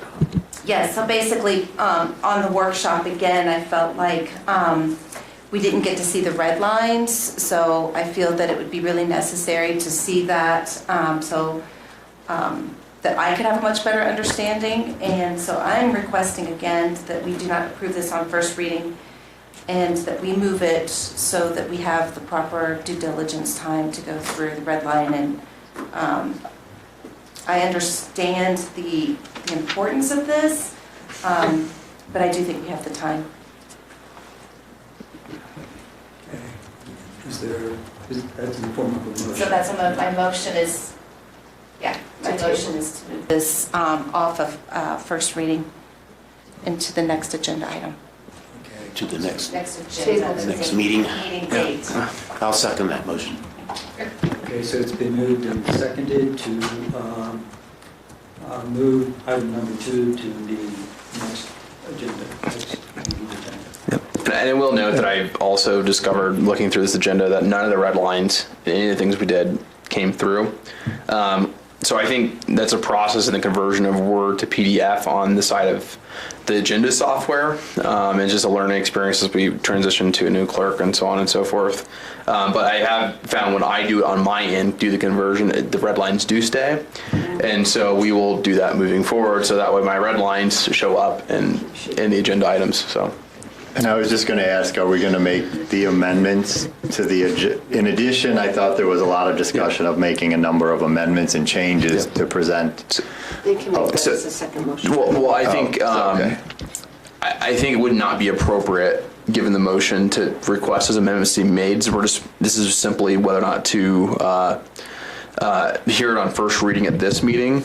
However, that does not preclude staff from making whatever required or necessary changes, in our opinion, between this first reading, assuming it moves on to the next first reading and the next one. Didn't they ask us to make those changes, since we went through them tonight?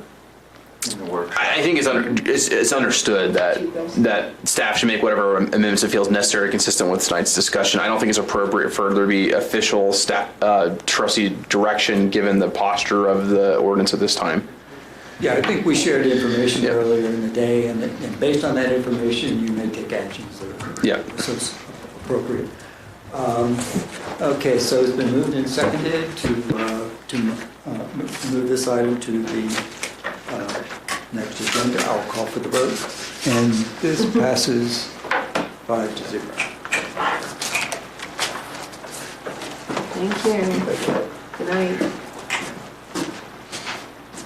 Okay, so the next item, I believe, removed from the agenda is item number 4. What was it? That's not good.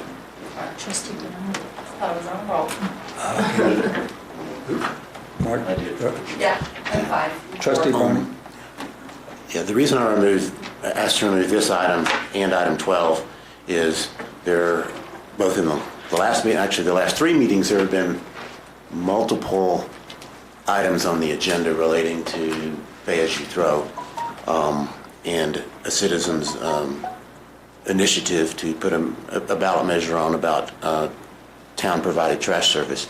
And I think there may be some confusion about what exactly is presented by each item, and I wanted to kind of discuss that before. I don't have a problem with this item, but this particular item, which is agenda item 4, so resolution 2020-08, ratifying and approving the selection of Western Disposal as the third-party hauler for the pay-as-you-throw program.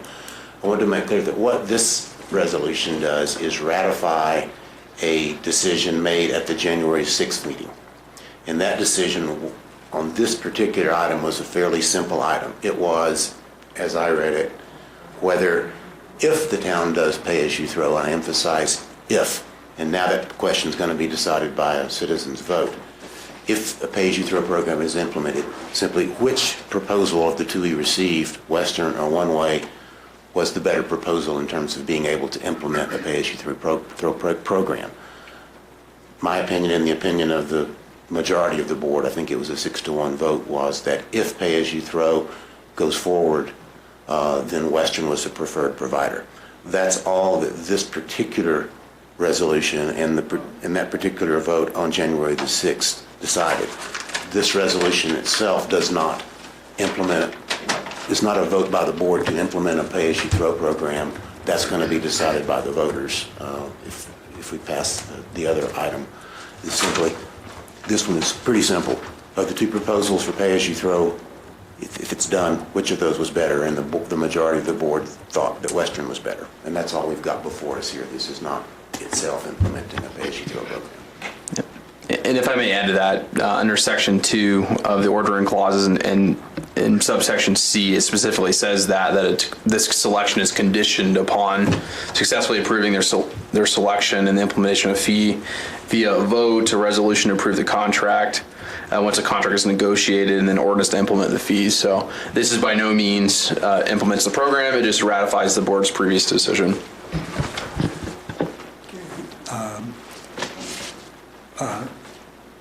You want to make a motion to, I would move to approve Resolution 2020-08. okay, is there a second? Second motion.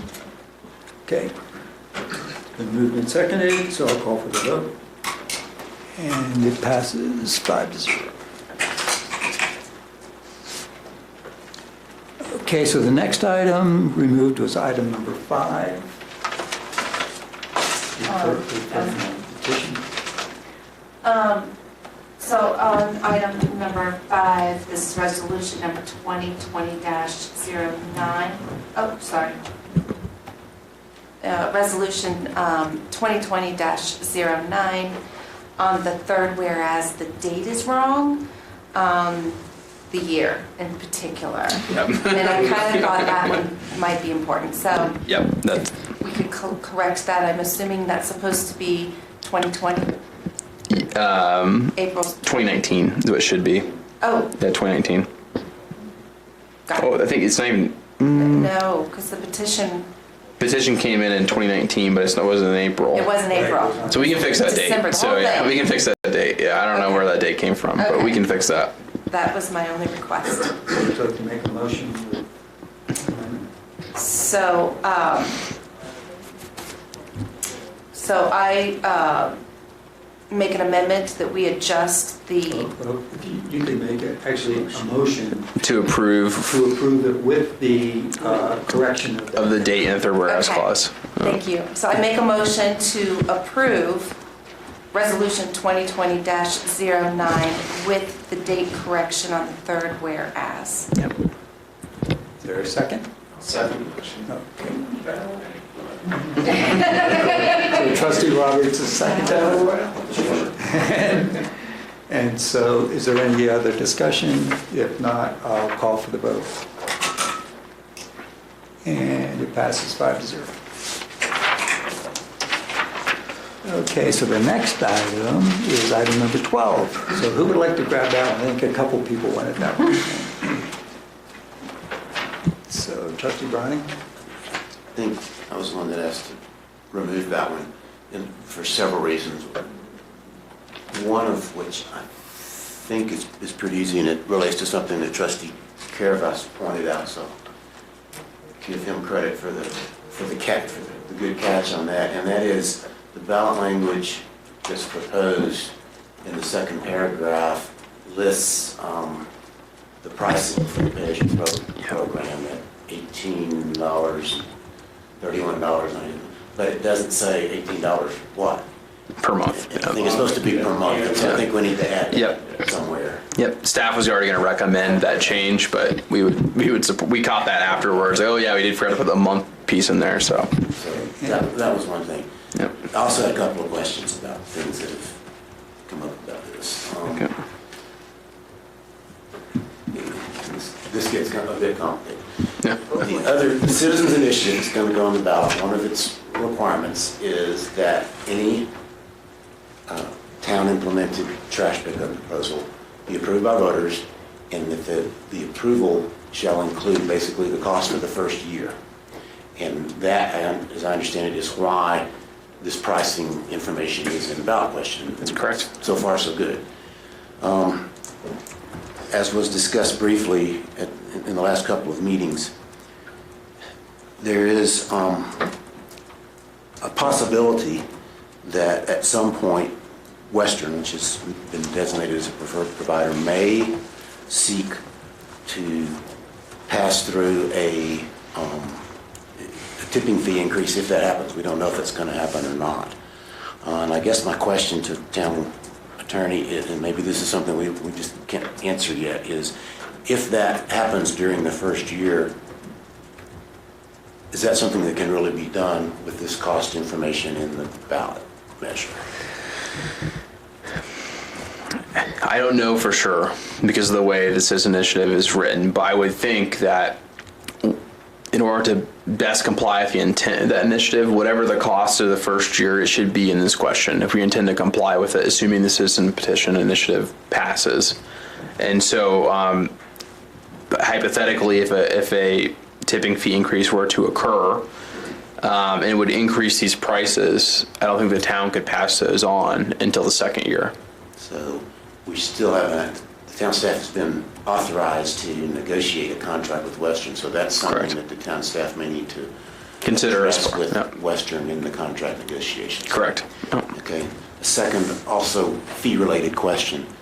There has been discussion at several points in the long process in considering pay-as-you-throw possibilities that the town may or may not at some point try to recover its administrative costs in billing out pay-as-you-throw program and maybe administering it. I don't think we've ever actually discussed or voted on, I know we've never actually voted on, should the town implement a certain cost, fee per month for its administrative services. But I guess my same question that I have as to that as I had to the prior thing, is that something that we might be limited in doing during the first year, given the intent of the ballot measure and the costs that are going to be put here? Assuming the ballot initiative passes, we would be limited most likely to these amounts. Okay. So if the town should consider doing something like that, an administrative fee in the future, most likely it would have to be done after the first year. It probably have to be phased in over time, yes. Okay. Those are my questions. Thank you. Okay. It's my understanding that staff has worked on some language adjustments to this as well. The language adjustments we were suggesting is adding per month after each of the bins and the second paragraph. There's some other language which, I know trustees would like to suggest, would be happy to entertain those, but that was specifically the staff amendment was to put per month after bin in each of the costs in the second sentence of the question. Okay. Were there other suggestions that staff had? I think it's for staff to suggest. I said there's other, the staff would be willing to entertain, would be happy to hear other suggestions as to changes, but the one we thought was absolutely necessary was to put the per month designation behind the bins. There's other ways to do this ballot question in terms of how to best present it to the voters, which is why we bring it before the board so we can decide what that language is. But that's the one we would suggest is absolutely necessary, and everything else would be in the board's discretion as to how best to phrase it. Okay, so Trustee Carl, do you have?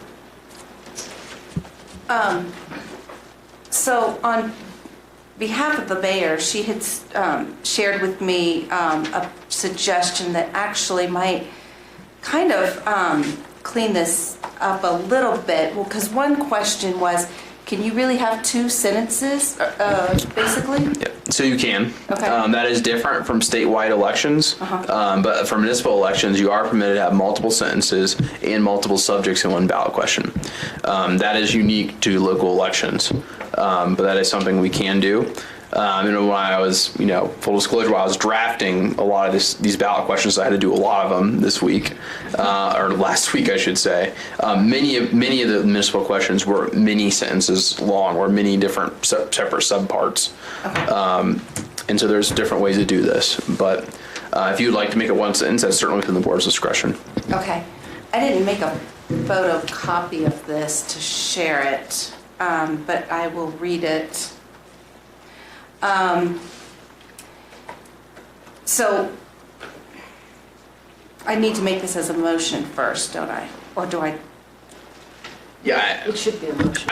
I would make a motion and then read exactly what you'd like to see. I believe I have a copy of what you're about to say, which I can provide to the town clerk. Okay. But happy to make any. You can also later on email the town clerk your changes, whatever you want to do. Okay.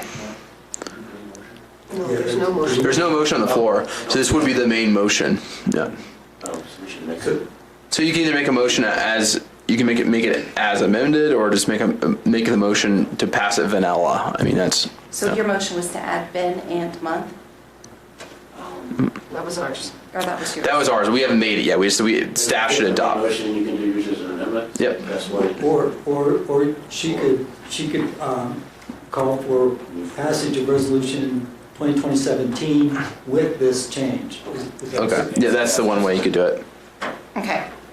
I call to make a motion on resolution 2020-17 to make the change that staff recommends, adding the word per month after each bin.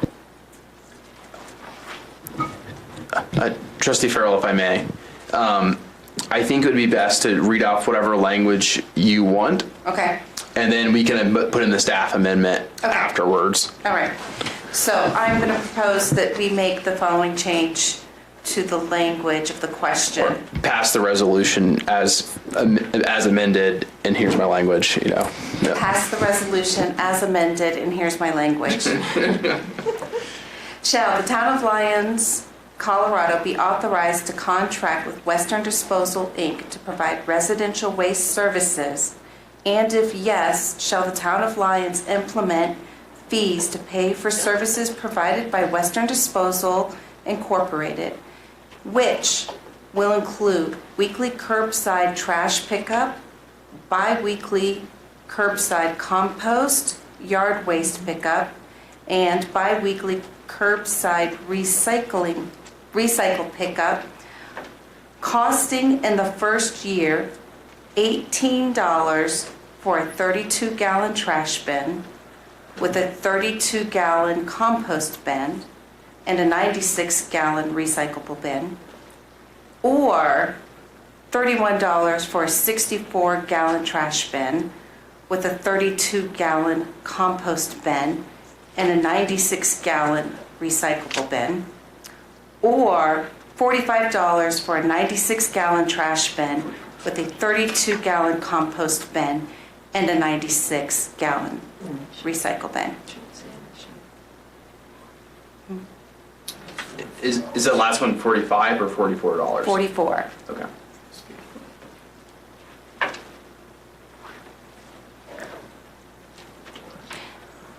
What this is doing, first off, I felt, and the mayor agreed that the word "or" needs to be placed instead of "and," because you're making a choice based on which program that you are choosing. So in between the $18 choice, the $31 choice, and the $44 choice, it should say "or," because it's not an "and." We've taken out the pay-as-you-throw wording. It simplifies it. And we've changed and added a word "which" and "costing." So.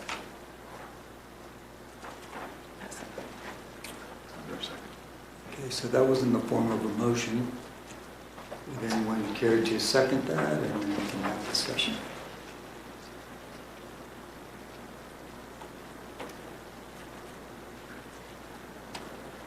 I'm happy to influence it. I'll second it for purposes. Being able to discuss it at least. Okay. So it's been moved and seconded. So what's the board's pleasure in terms of discussion on this topic?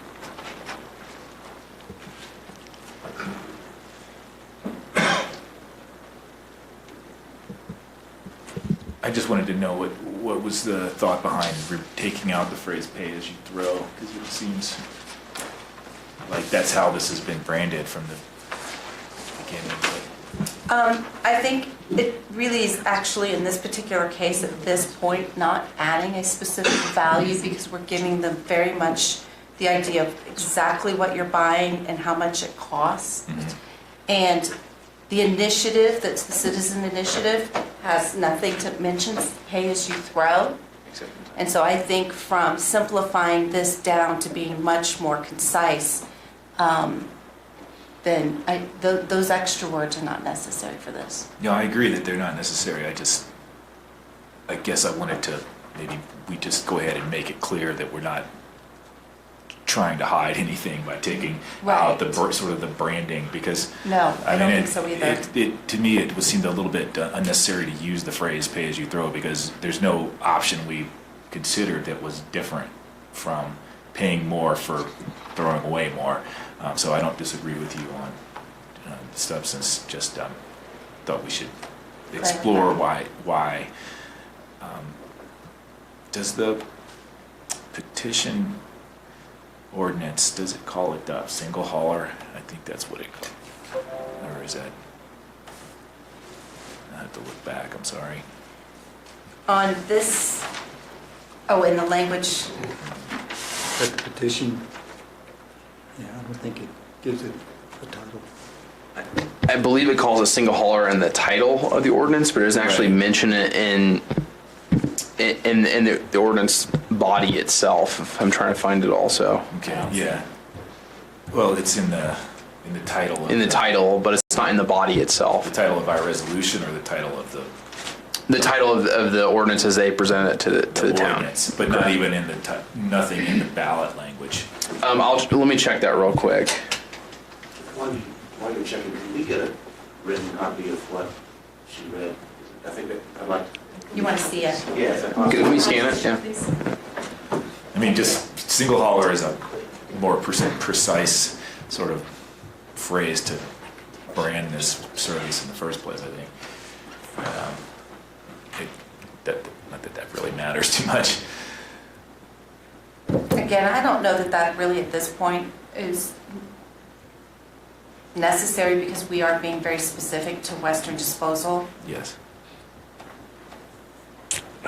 Yeah, and I think whatever the language is here, and probably even when you take out pay as you throw, I think it just reinforces the importance of a robust and objective, factual communication program to the public.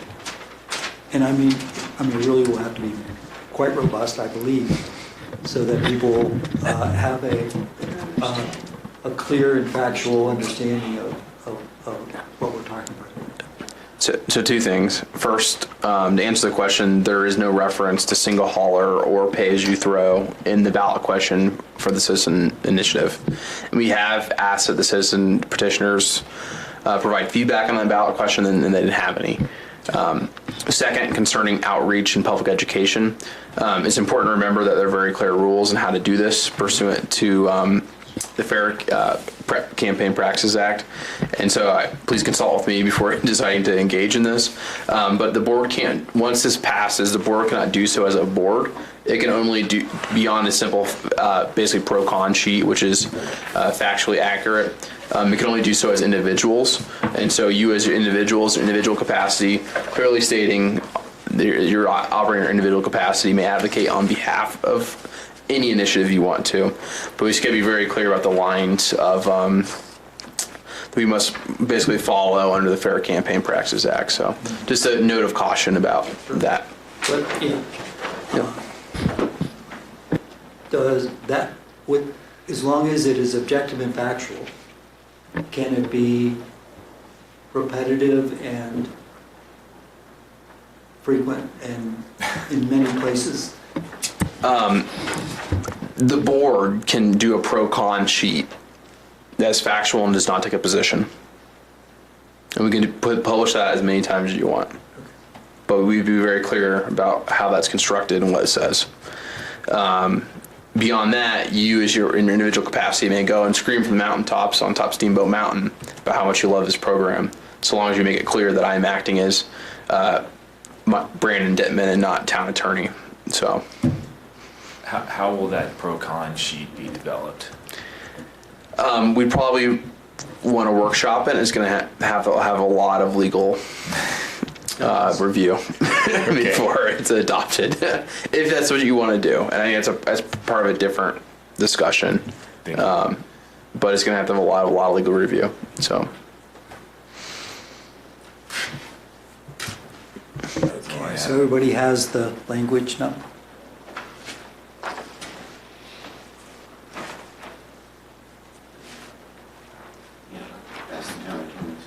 Yep. Has the town attorney had a chance to review this, and do you think it still fits with the citizens ordinance? Because I think that's important that whatever we put on the ballot Yep. meet the requirements of the citizens ordinance. I was forwarded this language this morning and had a chance to review it. The citizens petition basically says you have to provide a description of the service and the first year monthly cost, the first year cost. And so I think this does do that. It does say in its first year, this is what it's going to cost, and it provides a general description of what they're going to provide, which is the trash, bi-weekly, curbside compost, yard pickup. So I think it does cover the bases. So we would just request some sort of modification to address the monthly aspect of the charges. One way to do that is to add monthly after each of the dollar amounts. Yeah, we're going to make an amendment on that. But we're going to have to make a separate amendment to do that. Okay. And so I've read this, comparing it with the question with the draft as you had done. It does seem to be basically the same, dropping the pay-as-you-throw language. Does this also need a yes/no as part of what we approve? Correct. So I believe the intent of your motion was not to drop the yes/no. Okay. No. Yeah. And the other change brings it down to one sentence. I think that's a stylistic decision, but yeah, happy to go either way. Okay, so, Sorry, Trustee Browning's question brought to mind. Could you briefly explain the relevance of, well, the content of the ballot question that we're proposing, that it matches the requirements of the petition ordinance? Is this a situation where if they both pass, then one takes precedent of the other, or is this splitting seconds to the smallest measurable time period that can pass?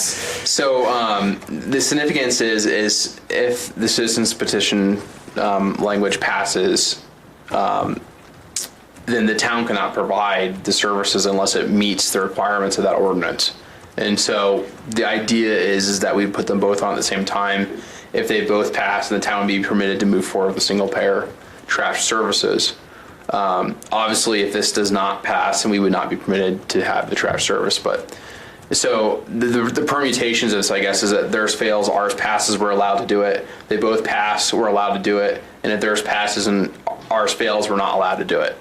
But it's meant to match the requirements of that ordinance. But say that what we're proposing didn't match, then the petition ordinance would take precedence, even though passed at the same time. If it didn't match, but we think it does in this case. Right. And there may be other things outside of that petition we're allowed to do. I mean, there's very narrow requirements given by that petition. And I think this meets the bare minimum of complying with it. Sorry, don't need to engage so much in hypothetical, but just to be able to understand why we chose specifically that path. Yep. Was just so there's no question. There's no question whether or not we comply. Yep. Thank you. Yep.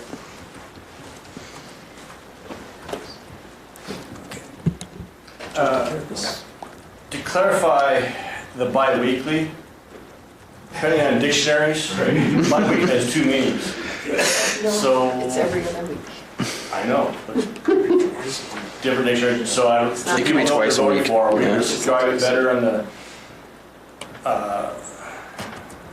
so people know, is it, how do you describe that in the vote here, or on the language?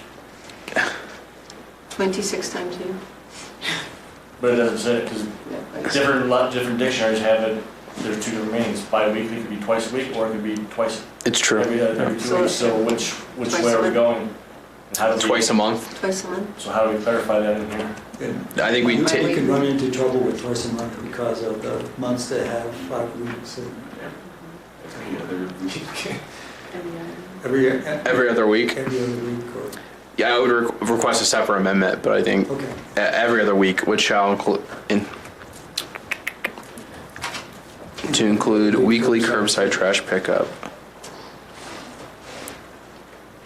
Every other week, or, and compost yard pickup in curbside recycling occurring every other week, perhaps. Yeah.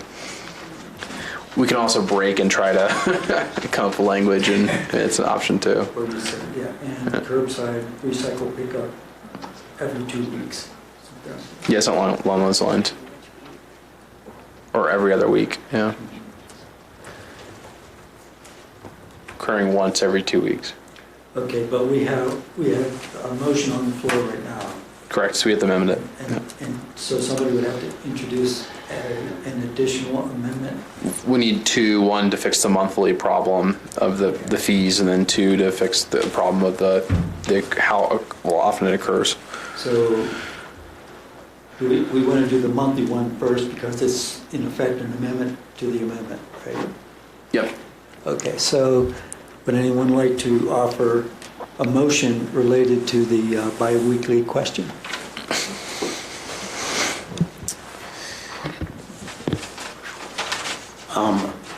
I'll offer an amendment and by moving to substitute the words every other week for bi-weekly, where that appears in the in Trustee Farrell's motion. I second Trustee Browning's amendment to the amendment. Okay. Thank you. Is any other discussion on the amendment to the amendment? If not, then I will call for the vote. Okay, it passes 5-0. So now we go to the original amendment as amended, Per month. right? Well, I think hers is the original amendment. It's now original amendment as amended. I would still request yet another amendment to add in the monthly piece, and then we could vote on the whole package. Okay. So it's not per month after the bin, it's per month. It's monthly after the amount. So I think it's first year $18 monthly. But I think Trustee Farrell's motion included that, I believe. Oh, okay. Did it? Yeah. No, I don't think it did. It didn't. I wish I had. It didn't. It did not. Yeah. You asked me not to. Okay. Well, I think we were just getting complicated, so I wanted to keep it simple. Okay. It is not in there at the moment. So I could offer an amendment to Trustee Farrell's amendment that we add the language, what did you want, per month or monthly? $18 monthly. $18 monthly. $31 monthly. $31 monthly and $44 monthly as staff has requested. I'll second that.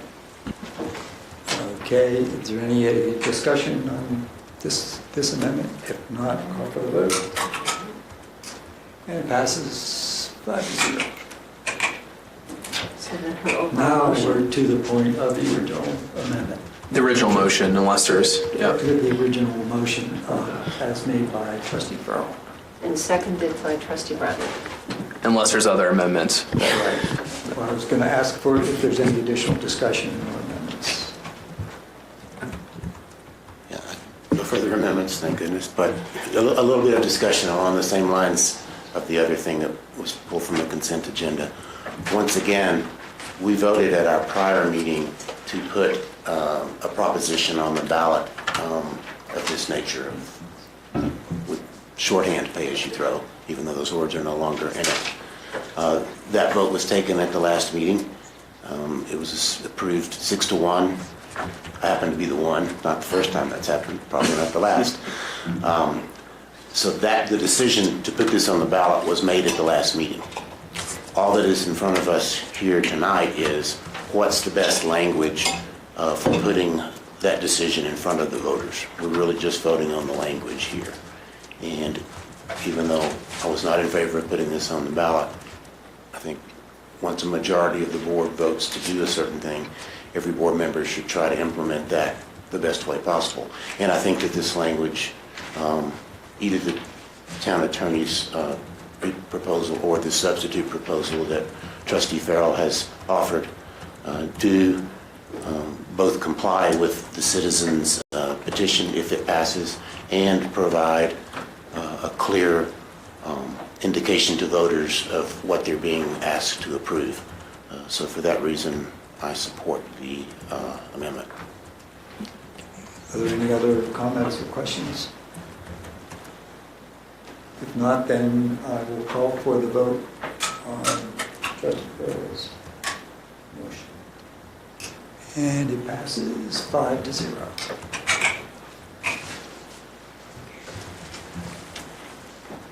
So I think that concludes the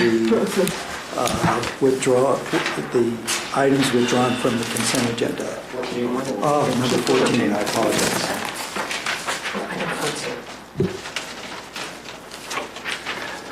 So I think Trustee Bone. Two items on the payables. One is just there was a large payable that I wasn't sure what it was. It was to U.S. Bank National Association for $152,248.21. And that was a large one. I just was wondering if anybody knew what that was.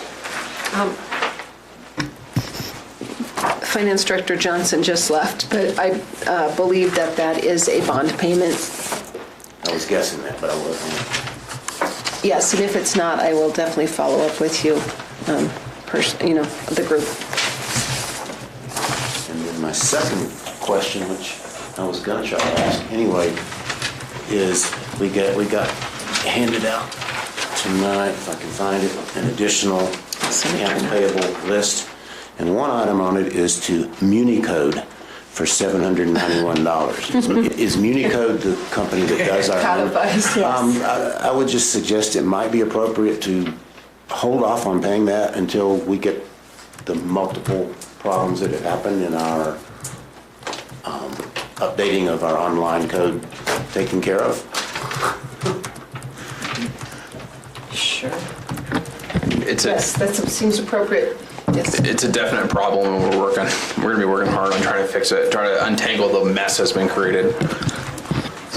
For clarification, is it you just want to withhold the payment, you'll approve the payment, but withhold it from being delivered? Yes, that's correct. I would concur with Trustee Bryan on that. Just because it's good business practice. If you didn't get the product, hold off on it until we're satisfied. Wow, I want to clarify for anybody that might be watching or now or later, the things that look like they're missing when you look for them in the code, like the wastewater section of the utilities code, they're actually there. You just don't see them on the left side of the code where they listed section by section. You'll see a number missing or some little typographical mark. If you actually click on the prior section of the code that's online and keep scrolling down, it'll pop up. It took me, during the last meeting, actually, I was trying to find a particular provision. I couldn't find it. It took me a while to figure out afterwards how you made that happen. But they're actually there. You can see them in case anybody's looking for them. But it's not working like it should, and it's difficult. So that's why I suggested let's just wait to pay this. Okay. But beyond that, there are sections missing, and the actual substantive sections missing in the code as well, with regard to the wastewater code and the water code specifically that we've identified. And so we're trying to work through those issues and trying to figure out what the ordinances said and then what's actually on the code, because they're not the same right now. Based on what Trustee Brown just had mentioned, hopefully it doesn't go to any code. Is there something we can do as a staff to put where it says go to the LMC off our website, a little blurb, basically explain that if you don't find what you find, you may go to another section and possibly it's going on, it may still be there, just to give people an extra. That the code is undergoing changes right now and may not be an accurate reflection of the actual code. I mean, but like I've noticed before when I've missed, it's like, oh dang, I missed it, but I can just scroll. Yep. And so I've known that you can do that if, like you just said, there was something that didn't get wiped out by an update. Yeah. But if there's something we can put on the website right there, that's some little blip that says, you don't know what you're looking for, go to the next section, scroll down, it still may be, you can get to it. So, I don't articulate it very well, so something that short and sweet to the point. Because that's their software that loads in, but you can look and ask. I think that is there a link on our website though to Municode? Oh. And beneath that saying that. Okay. That one, the code is undergoing maintenance, and two, that you can scroll and find pieces of the code that may not otherwise appear. Just to try to help. Can we have a motion to approve the AP? Yes, I would move to approve the payment of the accounts payable with the qualification that we discussed. I'll second that. Okay, it's been moved and seconded. Is there any other discussion? If not, I'll call for the vote. And it passes 5-0. Okay. Do you have any discussion for future agenda items? There's one. Well, there was one that got added today. Okay, It's yours. We received a request from Trustee Farrell Okay, yes. to add an item regarding Lake McIntosh for the board to consider whether or not the $70,000 that we received from Lions Property Settlement could be set aside for purchase of Lake McIntosh shares.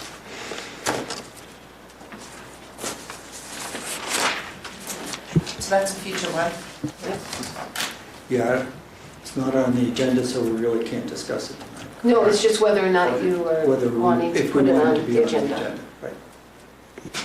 I have Rob, sorry. But don't we usually put those on there? Yeah, it would be on the next agenda whether or not it should be an agenda item. Or we could just go on the agenda. I mean, that's option number 2. You can So. go both ways, either way. Yeah. I support that as well. I think it's worth looking at. Could we get more acre feet of water by buying Lake McIntosh shares instead of CBT shares? I think that's what we'd like to look at. I think it's worth discussing. We discussed earlier regarding Lake McIntosh shares, the possibility of developing some policy for unforeseen challenges with respect to assessments from McIntosh shares compared to CBT, and Attorney Dibman, you indicated that would be there would be a lot of legal advice involved in a workshop, and so I'd like to just request that we do go ahead and schedule something like that. Yeah, I think it would be a UEB study to figure out what it would cost. Sure. To what it would cost, what the appropriate fee structure would look like, and that kind of thing.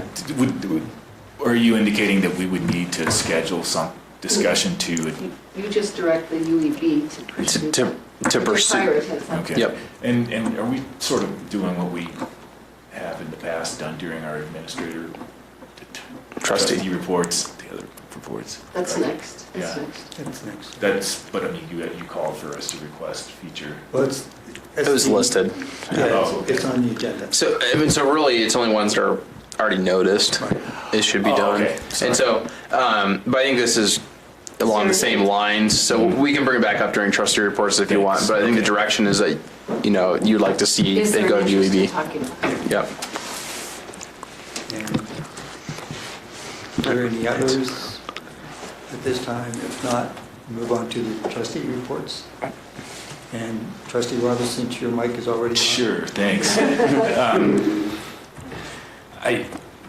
So I've already mentioned that request. And I have, I guess, a question to staff. This isn't something that's been discussed since I've been on the board, and it's been a long time since I recall any discussion about any remaining potential, any threads of opportunity for a mobile home park to return to Lyons. And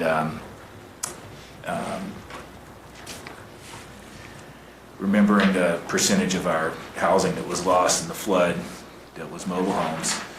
I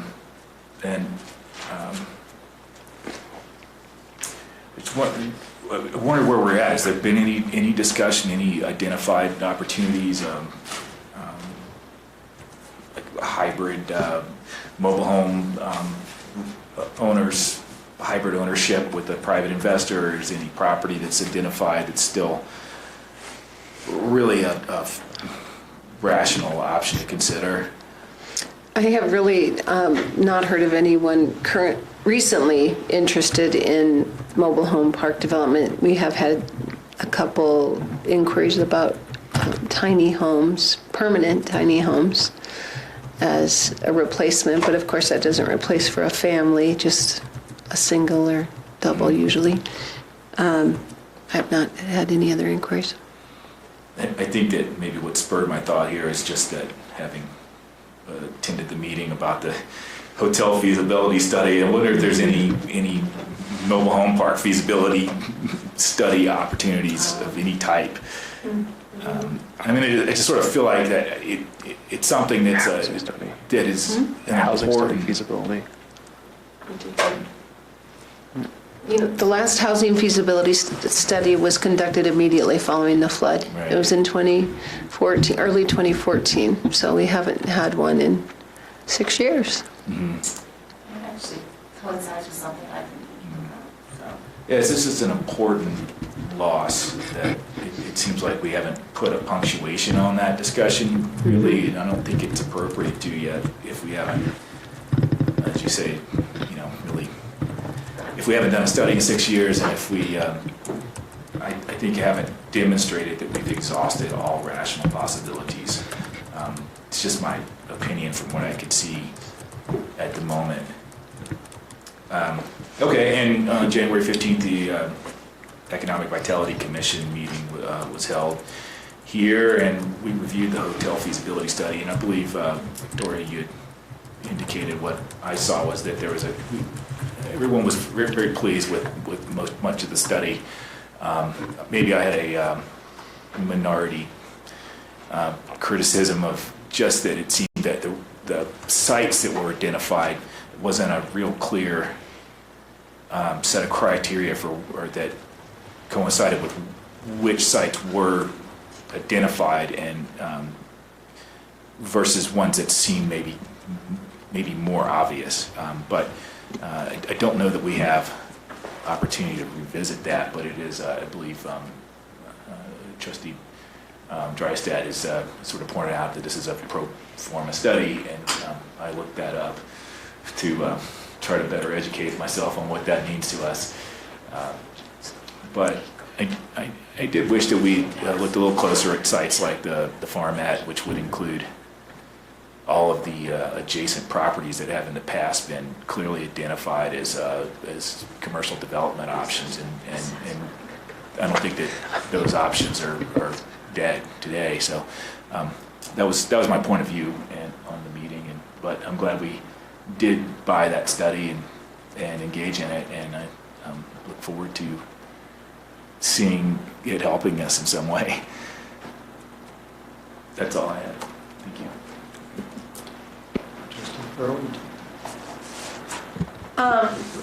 A couple of things. So I went to the Highway 66 Coalition meeting last week, and I was in the hot seat. It was a good time.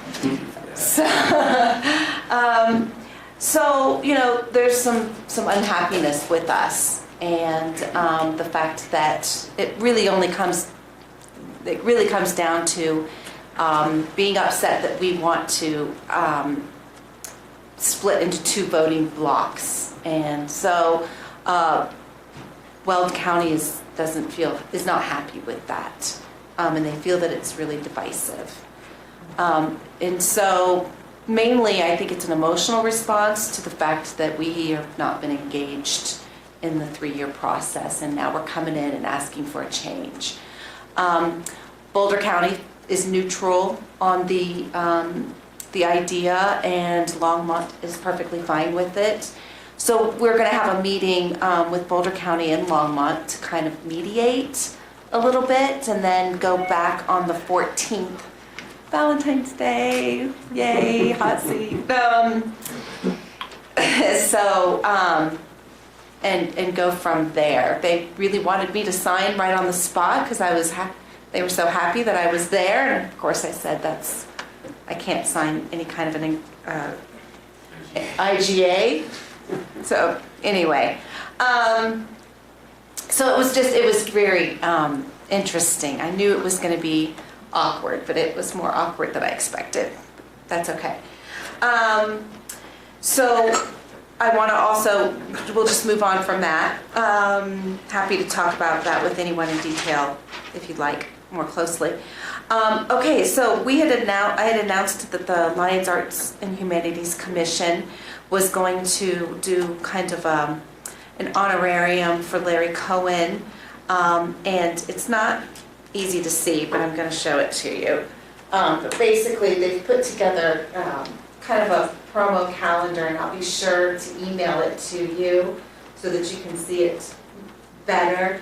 But when the Arts and Humanities Commission is going to do their quarterly get-together reception, where they put art up in here, what they're doing is they're going to have this neighborhood retrospective of Larry's art over at the library. And so it's an open reception between the two, so you can come and go back and forth. But it's going to be his painting and drawings. That's April the 5th. And the open reception is 5:30 to 7 p.m. at the library. And the art will stay up in the library until April 3rd. So, February 5th. Oh, February 5th through April. Through April 3rd. It'll stay up. And then the artwork that we'll have in here that's, the 2020s theme that's going to be coming will be in this space. Is Priscilla providing the art? Yes, they're working with Priscilla directly. Yeah, so that's good. February 5th. February 5th, the reception is 5:30 to 7 p.m. At the library. But then I think Town Hall will also be open so you can come in and see in here too. So it's kind of a revolving party. I also wanted to request that we have a workshop, probably sooner than later, on the pros and the cons and the legalities of what we are allowed to put together. I think a fact sheet is really critical, but I want to make sure we do it right, and I have lots of ideas. Yep. We just did a update on the Fair Campaign Practices Act for Yuma County. Okay. And so we can do a workshop on, I think beginning it's almost election season is probably a smart thing to do. So Right. and we can kind of discuss what a pro and con sheet would look like as part of that. Okay, super. And then I would like to get an idea at some point of what a comp plan looks like. Like, how do we plan to do our comp plan? So if we could get some kind of an update on that in terms of timing and who and what's all involved, I would like to know. That's all for me.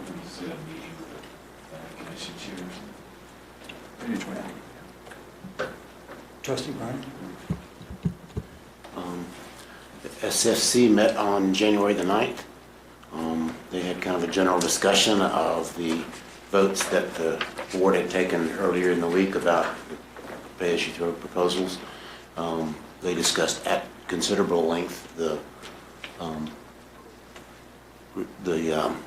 provisions of the Fair Campaign Practices Act, and I think the SFC understands that they need guidance and direction from council before they take any town attorney, before they take any steps regarding advocacy one way or another on any ballot proposition. So it's understood by the SFC. They discussed whether to submit a proposal for the U.S. Green Building Council's LEED certification for cities and communities, but it required a lot of time and effort to put that together, and it was the deadline for doing it was January 31st.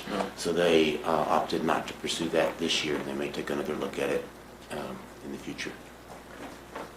That's my report. The Ecology Board was to meet tonight, but we kicked them out of the room, so they didn't meet. Next door? No. UEB tomorrow is canceled. I pretty much wipes out all my stuff. I was asked by someone in town, the Habitat homes that we approved building plans and everything. There's one unit that has scrap wood up as a porch wind block. Doesn't fit the diagram, design, everything we approved. Are they gonna paint that? Are they gonna do something? Is there a way we can find out? In the back? No, in front. Front porch, first unit on the east, part of the east unit. Okay.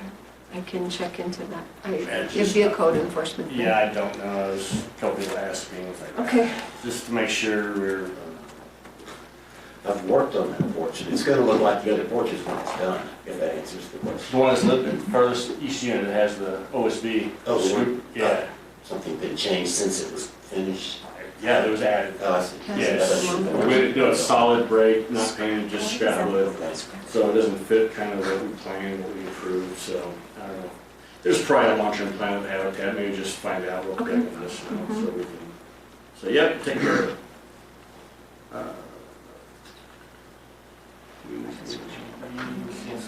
So, yep, that's it. Just one quick comment about meetings that are canceled for meeting space. We have to remember, the library has committed that they will give priority to town meetings, and so we should promulgate that information amongst the chair people of the commissions. In terms of, to answer a question about the comp plan, the PCDC has that on their agenda and are discussing points like, do we want a facilitator or a consultant who prepares and submits, or a facilitator who has townspeople committee developing a comp plan and the timing. So, and thinking that that would be most likely in effect, a subcommittee of the PCDC, but including some other individuals. So that there is some work going on related to the comp plan. They also discussed the CDOT plan as well, and have a good understanding, I think, of the issues and concerns, and are supportive of the efforts moving forward. There's an RFP being developed for the downtown design guidelines, and there were updates given about the think generator and things that were already reported by the town administrator. And that's my report. So,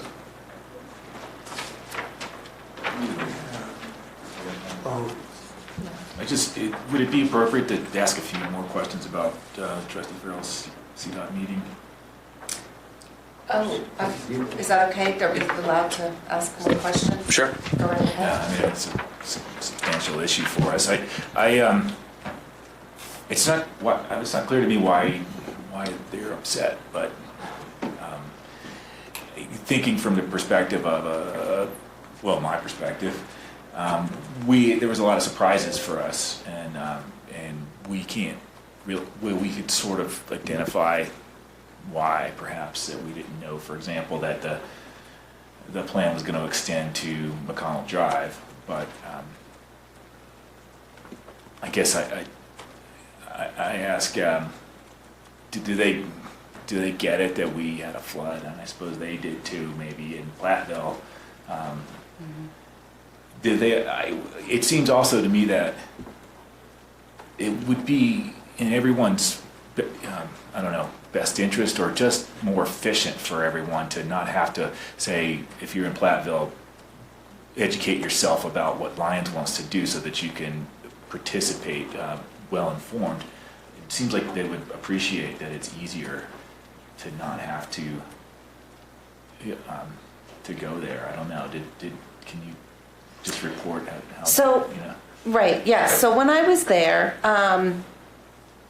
it started primarily with CDOT giving them an update of what we had here as a meeting, and their support for the changes that we are wanting to make. They were actually defended our point of view quite well, I thought.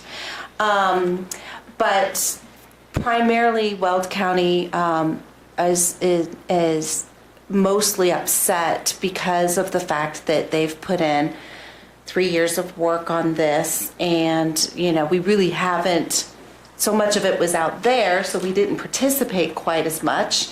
And but now that we are starting to really grasp what's happening, and we're coming to the table, and CDOT isn't supportive of this, it's changing the intergovernmental agreement in terms of the voting blocks is what we're requesting, is to be somewhat separate.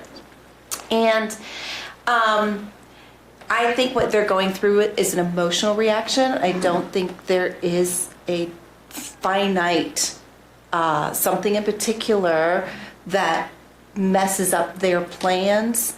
And so I think it's a matter right now, the way I described it was like, we're actually coming out of the end of this from the flood. I feel like we're like finally walking out of the woods, and we have a development coming in. We've got a fantastic plan that was not in place 3 years ago, and really has only been in place in the last year. And so as we are starting to understand the access control plan, and that it's really giving us a solid perspective of what we need to expect from Highland Drive coming all the way through town, and that the changes that we're wanting to make within our 2 miles, really it's much less than that if you consider it's McConnell, we didn't feel has significant impact on Weld County, and we certainly wouldn't want to impact what their plans are for their development and access. But that was, I think, in one hand, they felt excited for us that we have a great development, but on the other hand, they felt like, well, why wouldn't we trust them to just go along with whatever we would want? And I'm trying to, I think we'll get to the point of trying to separate. I really felt like that meeting was more of let them say what they need to say and be heard. And I told them I would come back and communicate here what that is. But then the next step is to have like a mediated meeting with Boulder County and Longmont. Longmont reminded them that there is a split voting block on their intergovernmental agreement on 119 between Longmont and Weld County, and that was a surprise. They didn't know that. So this is already in place, and so I think it's just a matter of they needed to be heard. And they're concerned about, the importance of this and safety and traffic, and which I completely understand. I think it's just trying to explain that that we don't think that there really is our own specific access plan to our area does not really affect what happens around the Meade, I-25 and Eastern corridor. Yeah. So, I think it's when you get to negotiating, if you have something tangible to work with, that's what you work with. But right now it's an emotional, so I don't feel like I think they just need to be heard. But we are up against a deadline for completing this IGA. Which we explained, which is why they know, right? They know, and CDOT is fully aware of it. And basically, it's just a matter, I think, if we can, they want to be back on the 14th. And they proposed meeting dates today of the first week of February. So that would be this like mediation timeframe would be this first week of February, and then going back to the coalition on the 14th of February. So. Okay. That's where that is. That it? Thanks. Okay. So at this point, we could ask the town clerk to read the action items. Actually, the town clerk asked the town administrator. So add a future agenda item regarding the considering the use of Lions Properties water share money for Lake McIntosh shares. We haven't taken a break tonight. Ask the UEB to look into assessment fees for a McIntosh. Request a workshop regarding the Fair Campaign Act. Update on plans for the comp plan. And then check out the situation on the Far East Habitat Home. And follow up on that. And I also have... And then all the changes to the resolutions and ordinances. Yeah, the change of the ordinances and then fixing the muni code Oh, I do have another one. problems with mostly the wastewater and water codes. And then schedule to meet with USA Communications and Lions Communications. Yeah, so because they have a Contract? Cable franchise. a franchise, Yeah. the town has to be involved in it. Yes.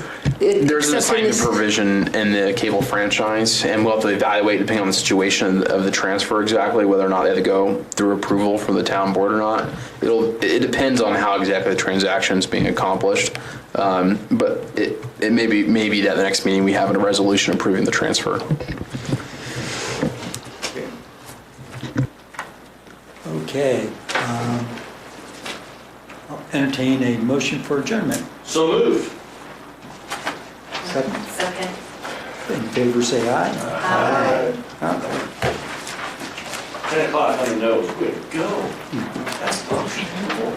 I know, it's good. Not 2 minutes before. You got it? Boom. I just wanted to say